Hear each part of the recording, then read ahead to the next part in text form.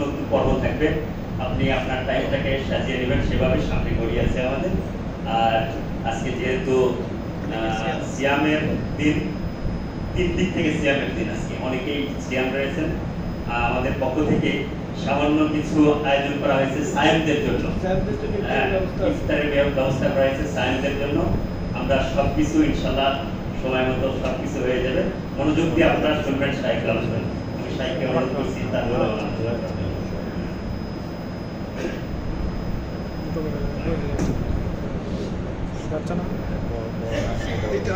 বড়টাকে নিচে নিচে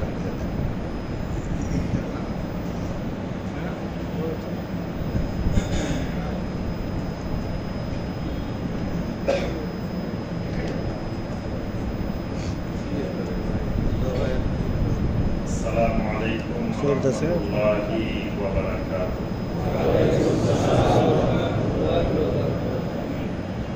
إن الحمد لله نحمده ونستعينه ونستغفره ونعوذ بالله من شرور أنفسنا ومن سيئات أعمالنا.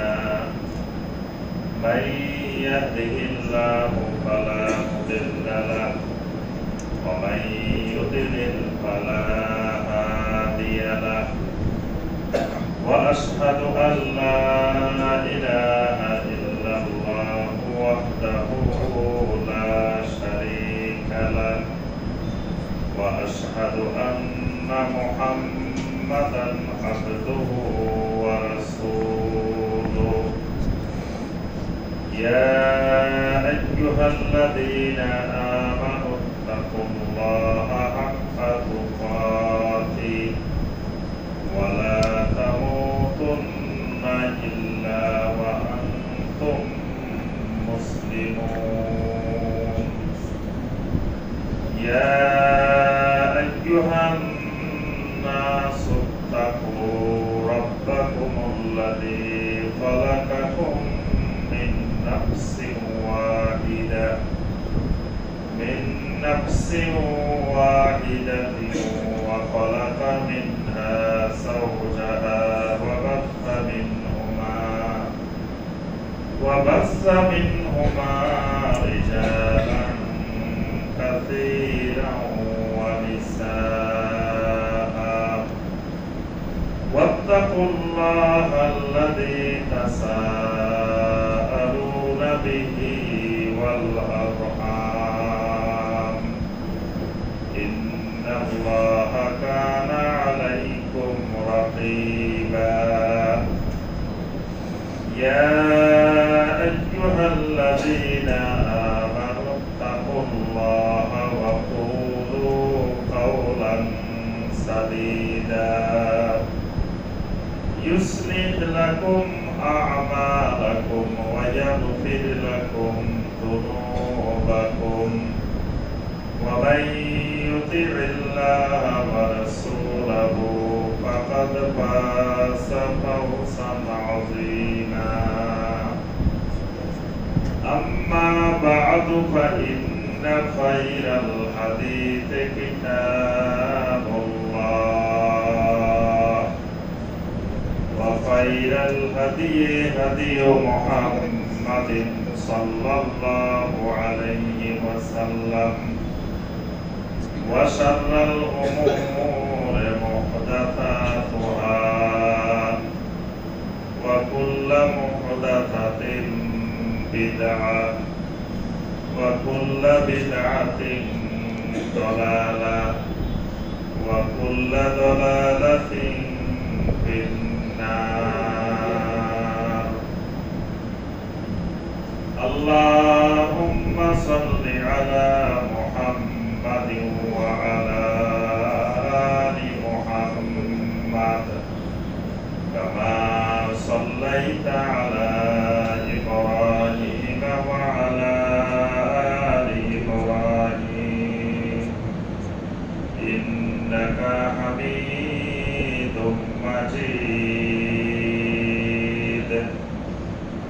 اللهم بارك على محمد وعلى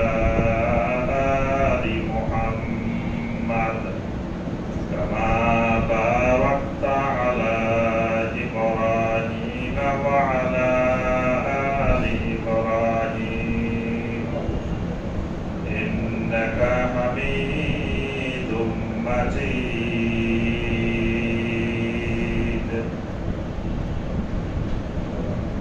বগুড়া শহরে অবস্থিত সূত্রাপুর আহলে হাদিস জামে মসজিদ কর্তৃক আয়োজিত আজকের এই জিকিরের মজলিস, দ্বীনি মজলিসে উপস্থিত অনলাইন এবং অফলাইনের সকল সম্মানিত দর্শক শ্রোতা, দিনদার মুসলিম ভাই এবং বোনেরা,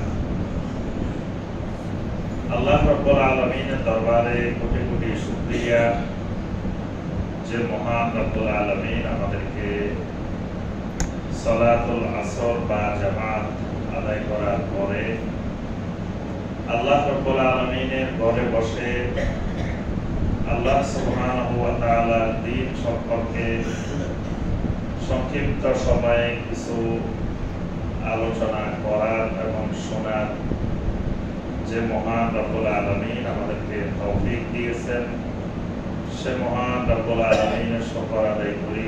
সকলে বলি আলহামদুলিল্লাহ। সম্মানিত ভাই ও বোনেরা, আমরা আজকে যে বিষয়ে এই সংক্ষিপ্ত সময়ে আলোচনা করব ইনশাআল্লাহ, বিষয়টি হলো নাওয়াকিদুত তাওহীদ, অর্থাৎ তাওহীদ ভঙ্গের কারণ। এই বিষয়ের উপরে আমরা সংক্ষেপে আলোচনা করার চেষ্টা করব ইনশাআল্লাহ। তবে প্রথমে একটি বিষয়, যে বিষয়টি আপনাদের সকলের জানা, আজকে 14ই এপ্রিল আমরা আমাদের দেশে একটা অনুষ্ঠান দেখতে পাই। সেই অনুষ্ঠানটার নাম কি? পহেলা বৈশাখ। এই যে বাংলা নতুন বছর, নববর্ষ শুরু হওয়া কেন্দ্রিক অনুষ্ঠান করা, এটাকে উদযাপন করা, তো একজন মুসলিম হিসেবে কোরআন সুন্নাহর দৃষ্টিতে আমাদেরকে আগে যে কোনো কিছু করার আগে সেই দিকে খেয়াল রাখা উচিত, দেখা উচিত। একজন মুসলিম যে কোনো কিছু দেখবে, তার বাহ্যিক এই দুই চোখের সাথে আরো দুইটা চোখ মিলিয়ে নিতে হবে। একটা হলো কোরআনে কারীমের চোখ, আর একটা হলো নবী সাল্লাল্লাহু আলাইহি ওয়াসাল্লামের সহিহ হাদিসের চোখ। এজন্য মুমিন শুধু স্বাভাবিক দুই চোখ দিয়ে দেখে না, মুমিন যে কোনো কিছু দেখে এই দুই চোখের সাথে কোরআন সুন্নাহর চোখ মিলিয়ে তারপরে মুমিন দেখে। এজন্য মুমিনের দেখা আর অন্যদের দেখা, দুই দেখার মধ্যে আকাশ পাতাল পার্থক্য আছে। এই যে নববর্ষের কার্যক্রম, প্রথমত এটা যদি কোনো হারাম ছাড়া এমনি স্বাভাবিক, ধরেন আজকে নববর্ষ পালন হবে কোরআন তেলাওয়াত দিয়ে, বা নববর্ষ হবে ওয়াজ মাহফিল দিয়ে, বা নববর্ষ হবে ভালো ভালো কার্যক্রম দিয়ে, তাহলে কি এটা জায়েজ হবে? তাহলেও জায়েজ, তাহলেও এটা হারাম। আচ্ছা, বাংলা নববর্ষ পালন করলে হারাম হবে, ইংরেজি নববর্ষ পালন করলে হারাম হবে, ওরা আরবি নববর্ষ পালন করা যাবে নাকি? আরবি নববর্ষ পালন করাও হারাম, সেটাও হারাম। আল্লাহ রাসূল সাল্লাল্লাহু আলাইহি ওয়াসাল্লাম মদিনা মুনাওয়ারায় হিজরত করার পরে নবী সাল্লাল্লাহু আলাইহি ওয়াসাল্লাম সেখানে দেখতে পেলেন যে মদিনাতে দুইটি বড় বড় উৎসব হয়। একটি উৎসবের নাম নাইরোজ, আরেকটি উৎসবের নাম মেহেরজান। নবী সাল্লাল্লাহু আলাইহি ওয়াসাল্লাম জিজ্ঞাসা করলেন যে এগুলো কিসের উৎসব? তখন বলা হলো একটা হলো নববর্ষের উৎসব, নাইরোজ যেটা, এটা হলো নববর্ষের উৎসব, আর মেহেরজান যেটা, এটা হলো নবান্ন উৎসব। মানে মদিনার প্রধান ফসল হলো খেজুর। যখন খেজুর পাকে তখন ইয়াসরিবের লোকেরা সেখানে একটা নবান্ন উৎসব পালন করে। নতুন ফসলের আগমন, এই কারণে নবান্ন উৎসব। আল্লাহ রাসূল সাল্লাল্লাহু আলাইহি ওয়াসাল্লাম এই দুটি উৎসবকে নিষিদ্ধ করে দিলেন। নিষিদ্ধ করে নবী সাল্লাল্লাহু আলাইহি ওয়াসাল্লাম ঘোষণা দিলেন যে আল্লাহ রাব্বুল আলামিন তোমাদেরকে এই দুটি উৎসবের পরিবর্তে অন্য দুটি উৎসব আল্লাহর পক্ষ থেকে তোমাদেরকে দেওয়া হয়েছে। একটার নাম ঈদুল ফিতর আর একটার নাম ঈদুল আযহা। তাহলে ওই দুইটাকে বাতিল করে, ওই দুইটাকে রহিত করে মুসলিমদের জন্য দেওয়া হয়েছে ঈদুল ফিতর এবং ঈদুল আযহা। তাহলে বোঝা গেল যে ওই দুইটি উৎসব পালন করা এটি মুসলিমের ঈমানের সাথে, ইসলামের সাথে সাংঘর্ষিক। যেই দুইটাকে নবী সাল্লাল্লাহু আলাইহি ওয়াসাল্লাম রহিত করে দিলেন, বাদ দিয়ে দিলেন, বাদ দিয়ে ওই দুইটার জায়গায় রিপ্লেসমেন্ট করলেন ঈদুল ফিতর এবং ঈদুল আযহা। এখন দেখা যায় মুসলিমেরা নববর্ষ পালন করার জন্য খুবই আগ্রহী। আপনার যখন 31শে ডিসেম্বর আসে, বাংলাদেশের কক্সবাজার, কুয়াকাটা, বান্দরবান বিভিন্ন পর্যটন কেন্দ্রে হোটেল, মোটেল, রেস্তোরাঁ কিছুই খালি নেই। খ্রিস্টানেরা ভাড়া করা লাগে না, এগুলো সব মুসলমানেরা ভাড়া করে।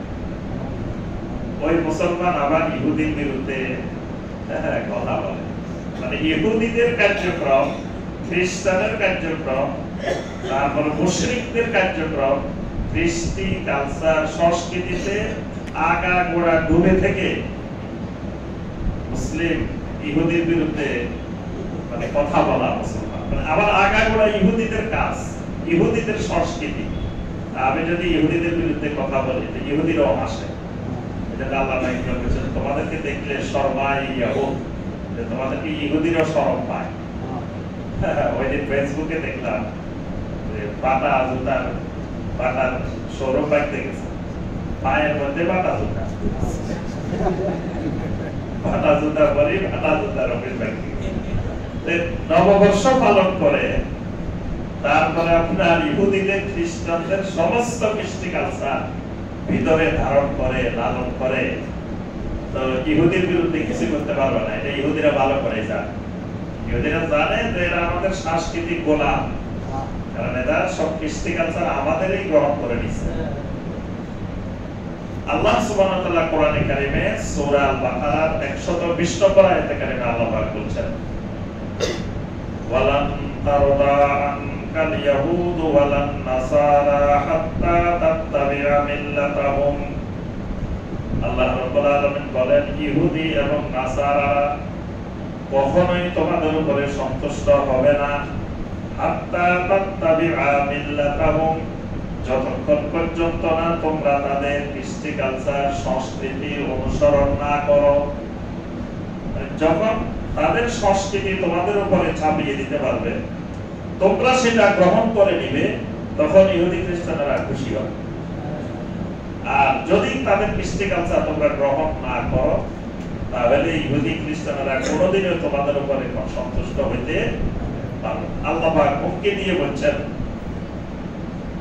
وَلَئِنِ اتَّبَعْتَ أَهْوَاءَهُمْ بَعْدَ الَّذِي جَاءَكَ مِنَ الْعِلْمِ مَا لَكَ مِنَ اللَّهِ مِنْ وَلِيٍّ وَلَا نَصِيرٍ।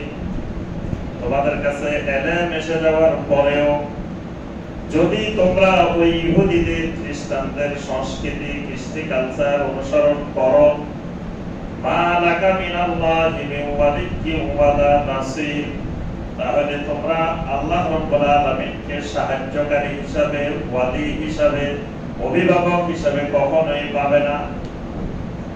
তাদের কৃষ্টি কালচার গ্রহণ করবা, তারা যখন তোমাদেরকে অত্যাচার নির্যাতন করবে, তখন আমার কাছে যত দোয়া করবা, যত সাহায্য চাইবা, কোনো সাহায্য পাওয়ার সম্ভাবনা।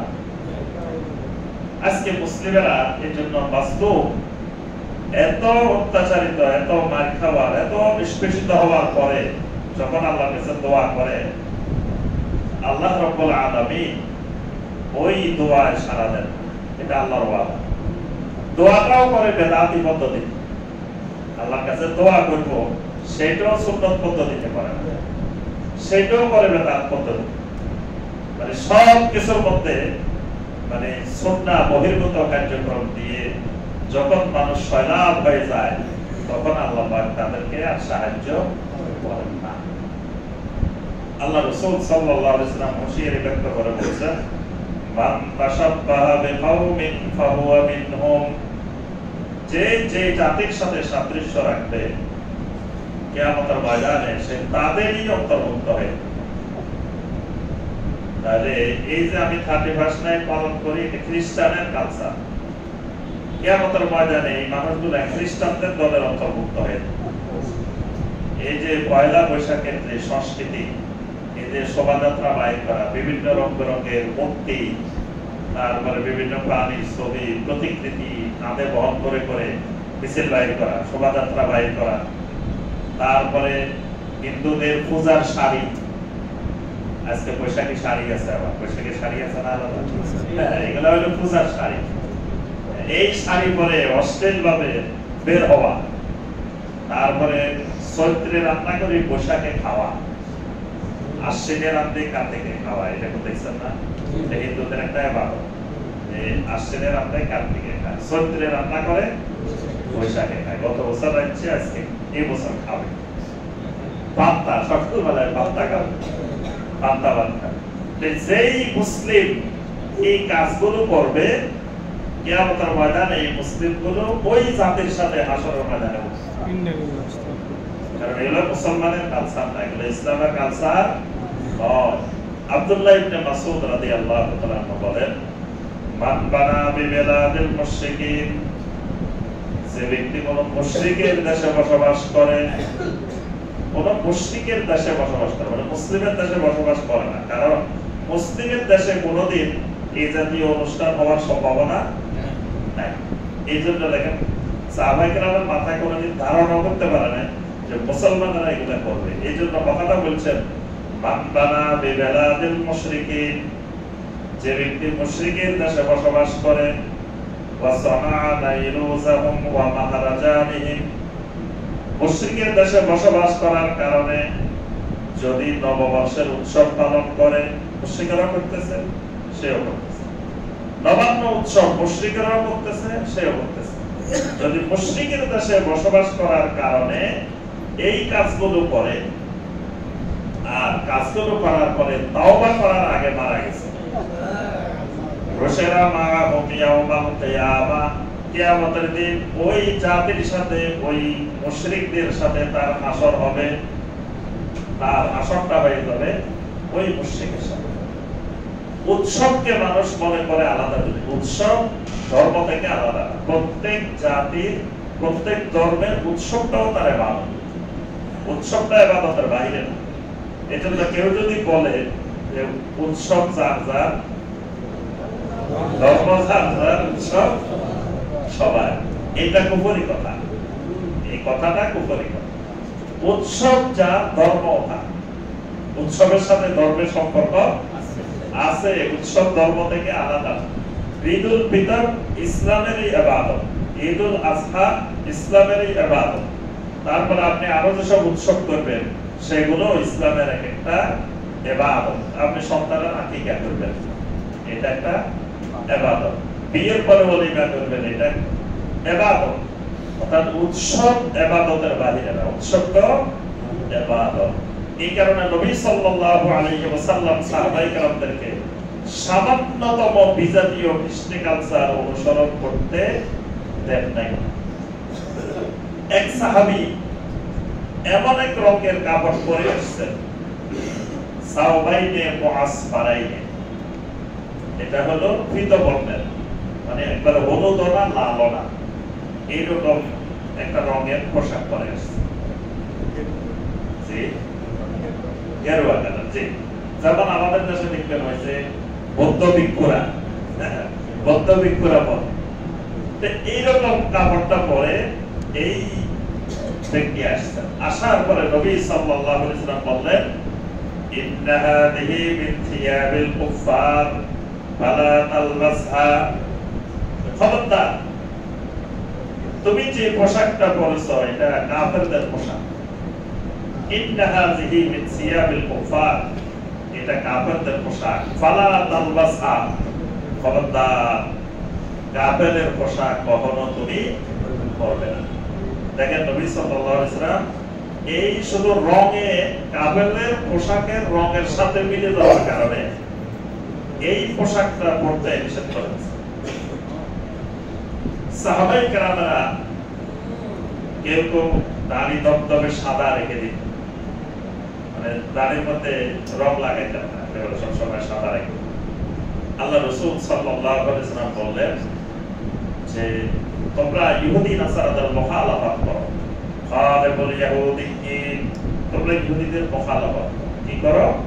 তারা দাড়ির মধ্যে রং করে না, তোমরা দাড়ির মধ্যে হামবেরু ওয়া সাফফেরু, তোমরা দাড়ির মধ্যে লাল করো অথবা হলুদ করো।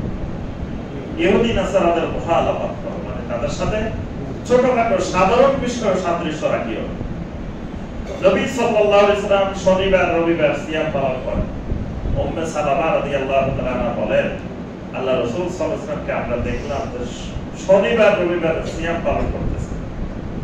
আর নবী সাল্লাল্লাহু আলাইহি ওয়াসাল্লাম আমাদেরকে বললেন, হুমা ইয়াউমা ঈদুল মুশরিকিন ওয়া উহিব্বু আন উখালিফাহুমা। শনিবার রবিবার ইহুদিদের খ্রিস্টানদের ঈদের দিন। ইহুদিদের শনিবার, খ্রিস্টানদের রবিবার। আমি পছন্দ করি যে এই ইহুদি খ্রিস্টানের মুখালাফাত বিরোধিতা করার জন্য আমি এই শনিবার রবিবার সিয়াম পালন করি। ঈদের দিন সিয়াম পালন করা হারাম। এটা যেহেতু ইহুদি খ্রিস্টানের ঈদের দিন, এই কারণে আমি এই দুদিন সিয়াম পালন করে তাদের বিরোধিতা করি। এভাবে আল্লাহ রাসূল সাল্লাল্লাহু আলাইহি ওয়াসাল্লাম প্রত্যেকটি কাজে করবে। সালাম দেওয়ার ক্ষেত্রে নবী সাল্লাল্লাহু আলাইহি ওয়াসাল্লাম বলেছেন, লা তুসাল্লিমু তাসলিমান ইয়াহুদ ওয়ান নাসারা, খবরদার ইহুদি নাসারারা যেভাবে সালাম দেয় এভাবে সালাম দিবা না। কারণ তারা সালাম দেয়, তারা আঙ্গুলের ইশারা, হাতের ইশারা, তারপরে মাথা ঝুঁকায় তারা সালাম দেয়। তোমরা এই ইহুদি নাসারার পদ্ধতিতে সালাম দিবা। সালাম জবানে উচ্চারণ হবে, তবে আঙ্গুলে উঠবে না, হাতে উঠবে না, মাথাও উঠবে না, শুধু জবানে উচ্চারণ হবে। এটা ইসলামের সালাম। এভাবে আল্লাহ রাসূল সাল্লাল্লাহু আলাইহি ওয়াসাল্লাম ইহুদি খ্রিস্টানের বিজাতীয় কৃষ্টি কালচার সংস্কৃতি থেকে মুসলিমদেরকে সবসময় মুক্ত রাখার চেষ্টা করেছেন, বারবার সতর্ক করেছেন। কিন্তু আজকে আবার আমরা মুসলিমরা পর্যায়ক্রমে ওই বিজাতীয় কৃষ্টি কালচারে অভ্যস্ত হয়েছে। আমাদের মা বোনেরা দেখবেন বিজাতীয় চ্যানেল ছাড়া থাকতে পারে না। বাংলাদেশে মা বোনদের প্রিয় চ্যানেল হলো সব মুশরিকদের বিজাতীয় চ্যানেল। তারপরে আমাদের যুবকদের কাছে অনুকরণীয়, অনুসরণীয় আদর্শ হলো সব মুশরিকা, মুশরিক খেলোয়াড়, মুশরিক গায়ক, মুশরিক বিখ্যাত বিখ্যাত ব্যক্তিরা। চুল কাটতে গেলে তাদের মতো চুল কাটে, দাড়িগুলা তাদের ডিজাইনে রাখে, প্যান্ট কিনতে গেলে সিরা প্যান্ট কিনে, দেখেন সিরা প্যান্ট পরে পরে ঘুরে মুসলিম যুবক, মনে হয় টাকা নাই কিন্তু রাখতেছে না। আসল দিকতে প্যান্টের দাম আরো বেশি, মানে বেশি টাকা দিয়ে সিরা প্যান্ট কিনতে খ্রিস্টানদের অনুসরণ করবে। তার কাছে এটা মজা লাগতেছে, তার কাছে এটা ভালো লাগতেছে। মুসলিম যুবক হাফ প্যান্ট পরে পরে ঘুরে, বিজাতীয় সংস্কৃতির তার কাছে পছন্দ করেছে, তার কাছে ভালো লাগতেছে। এইভাবে আমাদের এই প্রজন্ম যদি বিজাতীয় কৃষ্টি কালচারে ডুবে যায়, এক সময় মুসলিমদের ইসলামী আকীদা, ইসলামী আমল, ইসলামী ইবাদত এগুলো তাদের থেকে হারিয়ে যাবে। এজন্য ইহুদি খ্রিস্টানরা, মুশরিকেরা সবসময় চায় আগে তাদেরকে সরাসরি তাদের ধর্মের দাওয়াত দেয়, তাদের মধ্যে তাদের সংস্কৃতিটা ঢুকাই দিলে তখন আস্তে আস্তে আস্তে আস্তে এবার ইহুদিদেরকে তাদের কাছে ভালো লাগে, খ্রিস্টানদেরকে ভালো লাগে, মুশরিকদেরকে তাদের কাছে ভালো লাগে, তাদের বিরুদ্ধে কিছু বলার আর সাহস তারা পায় না। আজকে দেখবেন পৃথিবীর মুসলিম শাসকেরা জনগণ যেভাবে ইহুদিদের বিরুদ্ধে কথা বলে, ফিলিস্তিনের পক্ষে কথা বলে, শাসকেরা এইভাবে বলে না। কারণ এই শাসকগুলো খবর নিলে দেখবেন সব ইউরোপ আমেরিকায় লেখাপড়া করছে, কাফের মুশরিকের দেশে, বিজাতিদের দেশে, তাদের দেশে লেখাপড়া করছে, এবং তারা তাদেরকে মাথায় মগজ পুরাপুরি ধোলাই করে তাদের অনুসারী বানায়, মুসলিম দেশে বানায়। এই কারণে শাইখ বিন বাজ রাহমাহুল্লাহর ফতোয়া আছে, দেখবেন শাইখ হুসাইন রাহমাহুল্লাহর ফতোয়া আছে, মুসলিম দেশে যে সাবজেক্টের লেখাপড়া আছে সেই সাবজেক্ট পড়ার জন্য মুশরিকের দেশে যাওয়া, কাফেরের দেশে যাওয়া জায়েজ। যেটা মুসলমান দেশে আছে লেখাপড়া, আপনি সেটা পড়ার জন্য ওই দেশে যাবেন না। ওই দেশে যাইলে আপনার ঈমান আমল নিরাপদ নাই, কারণ আপনার আকীদার জ্ঞান মজবুত নাই, ঈমান মজবুত নাই। আপনি ইহুদি নাসারাদের কিছু কার্যক্রম দেখে আপনার কাছে ভালো লাগতে পারে, দেখবেন যে লোকটা চরম বেদাতি তারও ভালো ভালো দিক আছে। কবর পূজারি, মাজার পূজারি, দেখুন রাত্রে তাহাজ্জুদ পড়ে, এরকম আছে না? দুনিয়া শিরিক করে আবার তাহাজ্জুদ পড়ে, আবার দেখবেন মানুষের দান করে। বাংলাদেশে একজন কবর পূজারি আছে, আমি নাম বলবো, কোটি কোটি ডলার খরচ করে খালি শিরিকের বেদাতের প্রচার প্রসারের জন্য। দেখবেন যত রকমের শিরিক বেদাত আছে বাংলাদেশে, ঈদে মিলাদুন নবী আসলে কোটি কোটি টাকা খরচ করে ঈদে মিলাদুন নবী। পাকিস্তান থেকে ভাড়া করে আনে, বিভিন্ন দেশ থেকে ভাড়া করে করে নিয়ে আসে। এই মানে সে খরচ করতেছে, তার অনেক ভালো ভালো কাজ দেখবেন আপনি। এই কারণে আপনি বেদাতের যদি সোহবতে যান, বেদাতের মজলিসে বসেন, ওই ভালো কাজগুলো দেখে আপনি মনে করবেন না এত অনেক কাজে ভালো, এবার আস্তে আস্তে তার বেদাত গুলো আপনি খাই ফেলবেন, গ্রাস করে ফেলবেন। ঠিক ইহুদি নাসারার দেশে গেলে, কাফেরের মুশরিকের দেশে গেলে অনেক কাজ দেখবেন আমাদের থেকে অনেক ভালো। এটা তো বাংলাদেশ থেকে অনেক ভালো, এখানে কৃষকদের নিরাপত্তা, কোনো চুরি নাই, ডাকাতি নাই, কৃষকদের নিরাপদ, কেউ কারণে মারা না, কেউ কারণে কিছু করে না, তারপরে এই কৃষকদের অনেক কিছু আছে। কিন্তু এখানে আপনি যেভাবে রাস্তায় বাহির হলে আপনি যে পরিবেশ দেখেন, ওখানে রাস্তায় বাহির হলে তাকানোর পরিবেশ, সব বন্ধ করে হাঁটতে।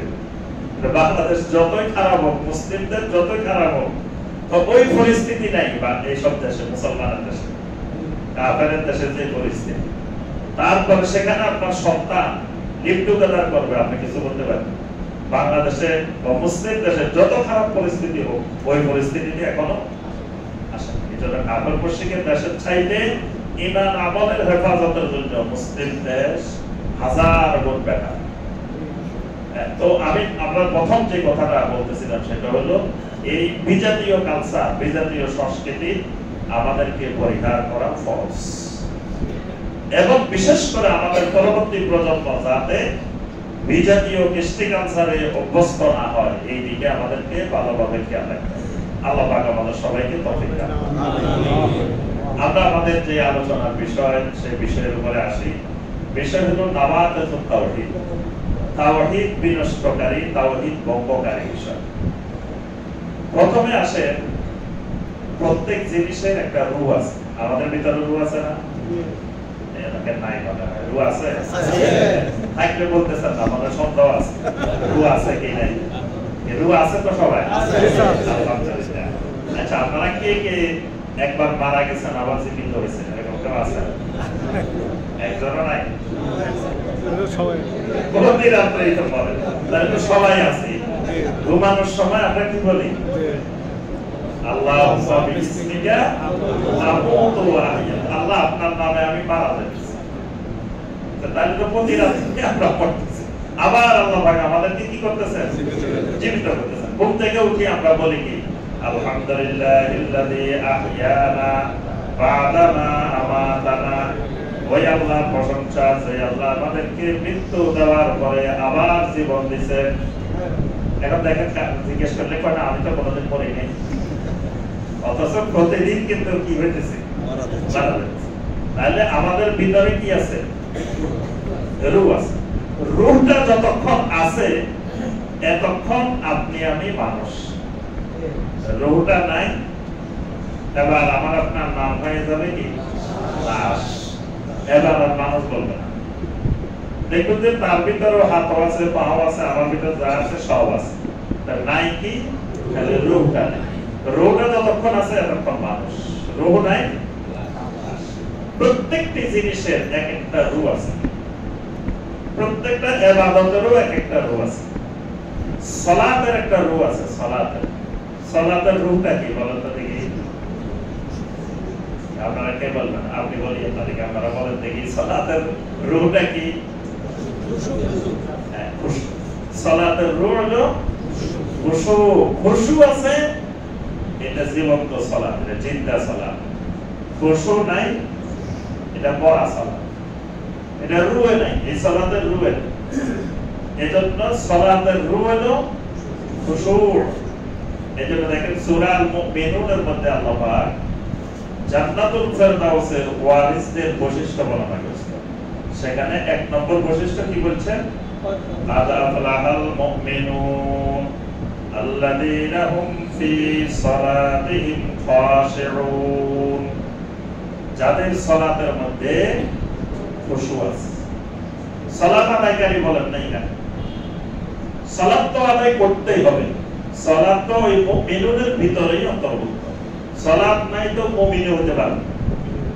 কিন্তু জান্নাতুল ফেরদাউস পাইতে হলে খালি সালাত আদায় করলে হবে না, ওই সালাতের ভিতরে কি থাকা লাগবে? খুশু থাকা লাগবে। আজকে আমাদের সালাতের মধ্যে খুশু থাকে না। সালাত গুলো এই জন্য জীবন হারাই ফেলছে, রূহ হারাই ফেলছে।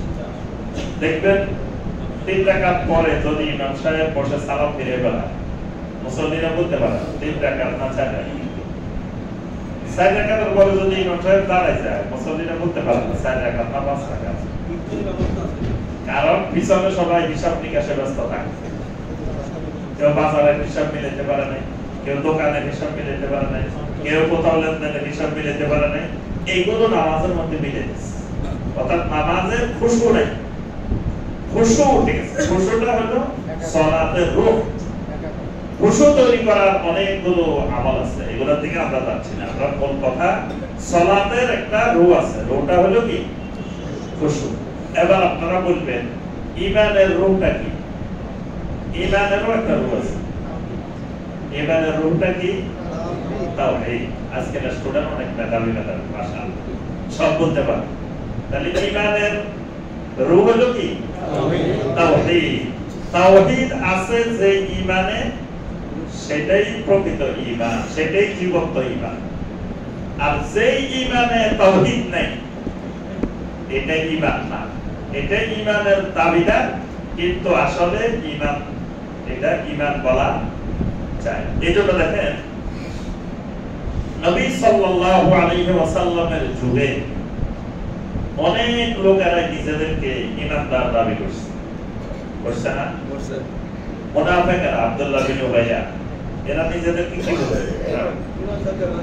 ওয়াইদা লাকুল্লাযিনা আমানু ক্বালু আমান্না, যখন ঈমানদারদের সাথে মিলিত হইতো তখন বলতো আমান্না, আরে আমরা তো ঈমানদার। জোর গলায় বলতো আমরা ঈমানদার। ওয়া মিনান নাসি মান ইয়াকুলু আমান্না বিল্লাহি ওয়া বিল ইয়াউমিল আখির। আল্লাহ পাক বলেন কিছু মানুষ আছে যে মানুষগুলো বলে আমান্না বিল্লাহি ওয়া বিল ইয়াউমিল আখির, আমরা আল্লাহর উপরে আখিরাতের উপরে ঈমান এনেছি। ওয়া মা হুম বিমুমিনিন, আল্লাহ পাক বলেন মানুষগুলো আসলে মুমিন না, ঈমানদার না। তাহলে এই আব্দুল্লাহ বিন উবাইয়া, মুনাফিকরা, এরাও তো নিজেদেরকে কি দাবি করছে? ঈমানদার দাবি করছে। আবু জেহেল, আবু লাহাবরা, এরাও নিজেদেরকে কি দাবি করত? ঈমানদার। খালি ঈমানদার না, একেবারে খাঁটি অরিজিনাল সঠিক ঈমানদার থাকলে তারাই আছে। আর নবী সাল্লাল্লাহু আলাইহি ওয়াসাল্লাম এবং সাহাবায়ে কেরামদেরকে তারা কি বলতো? তারা বলতো ইন্নাহুম সাবিউনা কাযাবুন, এরা তো ধর্মতে আগে। নবী সাল্লাল্লাহু আলাইহি ওয়াসাল্লাম এবং সাহাবায়ে কেরামদেরকে এরা বলতো কি? ধর্মতে আগে। ধর্মতে আগে মানে কোন ধর্মতে আগে করছে? মানে আগের যে তাদের ধর্ম, বাপ-দাদার পূর্বপুরুষের যে ধর্ম, মুহাম্মদ সাল্লাল্লাহু আলাইহি ওয়াসাল্লাম এবং সাহাবায়ে কেরাম সেই ধর্ম কি করছে?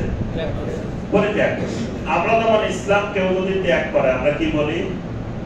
মুরতাদ, ধর্ম ত্যাগী। তা আবু জেহেল, আবু লাহাবদের দৃষ্টিতে নবী সাল্লাল্লাহু আলাইহি ওয়াসাল্লাম এবং সাহাবায়ে কেরাম ওনারা হলেন কি? ধর্ম ত্যাগী, ধর্ম ত্যাগ করছে। অরিজিনাল ধর্মের অনুসারী থাকলে তারাই আছে। এবং তারা আওলাদে রাসূল। তারা কি আওলাদে রাসূল, তারা ইব্রাহিম আলাইহিস সালামের বংশধর, ইসমাঈল আলাইহিস সালামের বংশধর। তাদের দাবি তো ঠিকই আছে, তারা অরিজিনাল আওলাদে রাসূল না? তারা তো ইব্রাহিম আলাইহিস সালামের, ইসমাঈল আলাইহিস সালামের বংশধর। তাদের আরো দাবি ছিল তারা আহলে হক। তারা কি আহলে হক। এবং কোরআনে কারিমে আল্লাহ পাক তাদের একটা দোয়ার কথা উল্লেখ করেছেন। তারা আল্লাহর কাছে দোয়া করতেছে, আল্লাহুম্মা ইন কানা হাযা হুয়াল হাক্কা মিন ইনদিক ফাআমতির আলাইনা হিজারাতাম মিনাস সামা। এটা আবু জাহেল, আবু লাহাবের দোয়া, কাফেরদের দোয়া। এরা আল্লাহ সুবহানাহু ওয়া তাআলার কাছে দোয়া করতেছে, আল্লাহুম্মা, আয় আল্লাহ, ইন কানা হাযা হুয়াল হাক্কা মিন ইনদিক, যদি মুহাম্মদ সাল্লাল্লাহু আলাইহি ওয়াসাল্লামের দাওয়াত সত্য হয়, হক হয়, তিনি যদি সত্য নবী হন, ফাআমতির আলাইনা হিজারাতাম মিনাস সামা, তাহলে আমাদের উপরে আসমান থেকে পাথরের বৃষ্টি নাযিল করেন। দোয়াটা কি কঠিন দেখছেন? যে যদি মুহাম্মদ সাল্লাল্লাহু আলাইহি ওয়াসাল্লাম সত্য নবী হয়, তার দাওয়াত যদি সত্য হয়, তাহলে আমাদের উপরে পাথরের বৃষ্টি নাযিল করেন, আযাব নাযিল করেন। তার অর্থ হলো আমরা তো হকের উপরে আছি, আমাদের উপরে পাথরের বৃষ্টি নাযিল হবে কেন? পাথরের বৃষ্টি যদি নাযিল হয়, আযাব যদি নাযিল হয়, তাহলে তো হইব মুহাম্মদ সাল্লাল্লাহু আলাইহি ওয়াসাল্লামের উপরে, সাহাবায়ে কেরামদের উপরে। কারণ আমরা হলাম ইন কানা হাযা হুয়াল হক, হক তো আমরা, আহলে হক তো আমরা। নবী সাল্লাল্লাহু আলাইহি ওয়াসাল্লামের সাহাবীরা তাদের দৃষ্টিতে আহলে বাতিল, তাহলে আযাব নাযিল হইলে তাদের উপরে হবে, আমাদের উপরে তো হওয়ার সম্ভাবনা নাই। তাহলে তারা তাদের ঈমানদার হওয়ার ব্যাপারে কত দৃঢ় বিশ্বাসী হলে আল্লাহর কাছে এইভাবে দোয়া করতে পারে। তাহলে এই মানুষগুলো নিজেদেরকে সত্যিকারের কি মনে করত? ঈমানদার মনে করত। আবার ওই জামানার ইহুদি খ্রিস্টানরা এরাও নিজেদেরকে ঈমানদার মনে করত। এবং ইহুদি খ্রিস্টানরা কি বলতো জানেন? কোরআনে কারিমে আল্লাহ পাক উল্লেখ করেছেন, وقالوا لن يدخل الجنة إلا من كان هودا أو نصارى। তারা বলতো জান্নাতে যদি যাইতে চান, হয় ইহুদি হতে হবে না নাসারা হতে হবে। এই দুইয়ের বাহিরে কেউ জান্নাতে যাইতে পারবে না। লান ইয়াদখুলাল জান্নাহ, একেবারে কেউ জান্নাতে যাইতে পারবে না। যদি জান্নাতে যেতে হয়, ইল্লা মান কানা হুদান আও নাসারা, হয় ইহুদি হওয়া লাগবে, না হয় নাসারা হওয়া লাগবে। এই দুইটা না হলে অর্থাৎ জান্নাতের টিকেটটা আমাদের কাছে, জান্নাতের টিকেটটা আমাদের কাছে। হয় ইহুদি থেকে টিকেট নেওয়া লাগবে, না হয় খ্রিস্টান থেকে টিকেট নেওয়া লাগবে। এর বাইরে গেলে টিকেট আর টিকেট নাই, জান্নাতের আর টিকেট নাই। টিকেট এই দুই জায়গায়। তাহলে তারা ঈমানদার হওয়ার ব্যাপারে কত কঠিন বিশ্বাসী ছিল। আবার সাহাবায়ে কেরামরাও নিজেদের কি বলতেন? ঈমানদার বলতেন। তাহলে কয় ধরনের মানুষ পাইলাম আমরা ঈমানের দাবিদার? 4 রকমের মানুষ পাইলাম। আবু জেহেল, আবু লাহাবরা এক ধরনের, আব্দুল্লাহ বিন উবাইয়া মুনাফিকরা এক ধরনের, ইহুদি খ্রিস্টানেরা এক ধরনের, সাহাবায়ে কেরামরা এক ধরনের। 4 রকমের ঈমানের দাবিদার নবী সাল্লাল্লাহু আলাইহি ওয়াসাল্লামের যুগে আল্লাহ রাব্বুল আলামিন 3 ধরনের ঈমানের দাবিদারের ঈমান বাতিল করে দিয়েছেন। এক ধরনের ঈমানদারের ঈমানকে আল্লাহ কবুল করেছেন। সূরা আল বাকারা 137 নম্বর আয়াত আল্লাহ পাক ঘোষণা দিয়েছেন, ফাইন আমানু বিমিসলি মা আমানতুম বিহি ফাকাদ ইহতাদাউ। কিয়ামত পর্যন্ত যদি মানুষেরা ঈমান আনে তোমাদের ঈমানের মতো, সাহাবায়ে কেরামের ঈমানের মতো, ফাকাদ ইহতাদাউ, তাহলেই তারা সত্যিকারের হেদায়েতের উপরে আছে, সত্যিকারের ঈমানের উপরে আছে। তাহলে কিয়ামত পর্যন্ত ঈমানের নমুনা একটাই, সাহাবায়ে কেরামের ঈমান। বাকি 3 শ্রেণীর ঈমান বাতিল। আর কেউ যদি আবু জেহেলের মতো ঈমান আনে, তার ঈমান। কেউ যদি আব্দুল্লাহ বিন উবাইয়ের মতো ঈমান আনে, বাতিল। কেউ যদি ইহুদি খ্রিস্টানদের মতো ঈমান আনে, বাতিল। একমাত্র সাহাবায়ে কেরামের ঈমান কিয়ামত পর্যন্ত গ্রহণ। এখন প্রশ্ন হলো সাহাবায়ে কেরামের ঈমানটা গ্রহণযোগ্য হলো, বাকি তিন শ্রেণীর বাতিল হয়ে গেল কেন? আরো তো দাবি করছে যে আমরা ঈমানদার, বাতিল হয়েছে কেন? ওই তিন শ্রেণীর ঈমানের দাবির মধ্যে তাওহীদ ছিল না। সাহাবায়ে কেরামের ঈমানের ভিতরে কি ছিল? তাওহীদ ছিল। এই কারণে সাহাবায়ে কেরামের ঈমানটা সত্যিকারের ঈমান। তাহলে যেই ঈমানে তাওহীদ আছে এটাই হলো সত্যিকারের ঈমান। আমরা আজকে তাওহীদের আলোচনায় যাব না, আমরা আসি তাওহীদ যদি ঈমানের ভিতরে থাকে তাহলে আমার ঈমানটা ঠিক আছে, আর ঈমানের ভিতরে তাওহীদ নাই তাহলে আমার ঈমান ঠিক। এখন তাওহীদ নষ্ট করে কোন জিনিস, তাওহীদ কেমনে বিনষ্ট হয়, কেমনে ভেঙে যায়? আচ্ছা আপনারা বলেন দেখি তাওহীদ ভঙ্গকারী বিষয় প্রধানত কয়টা?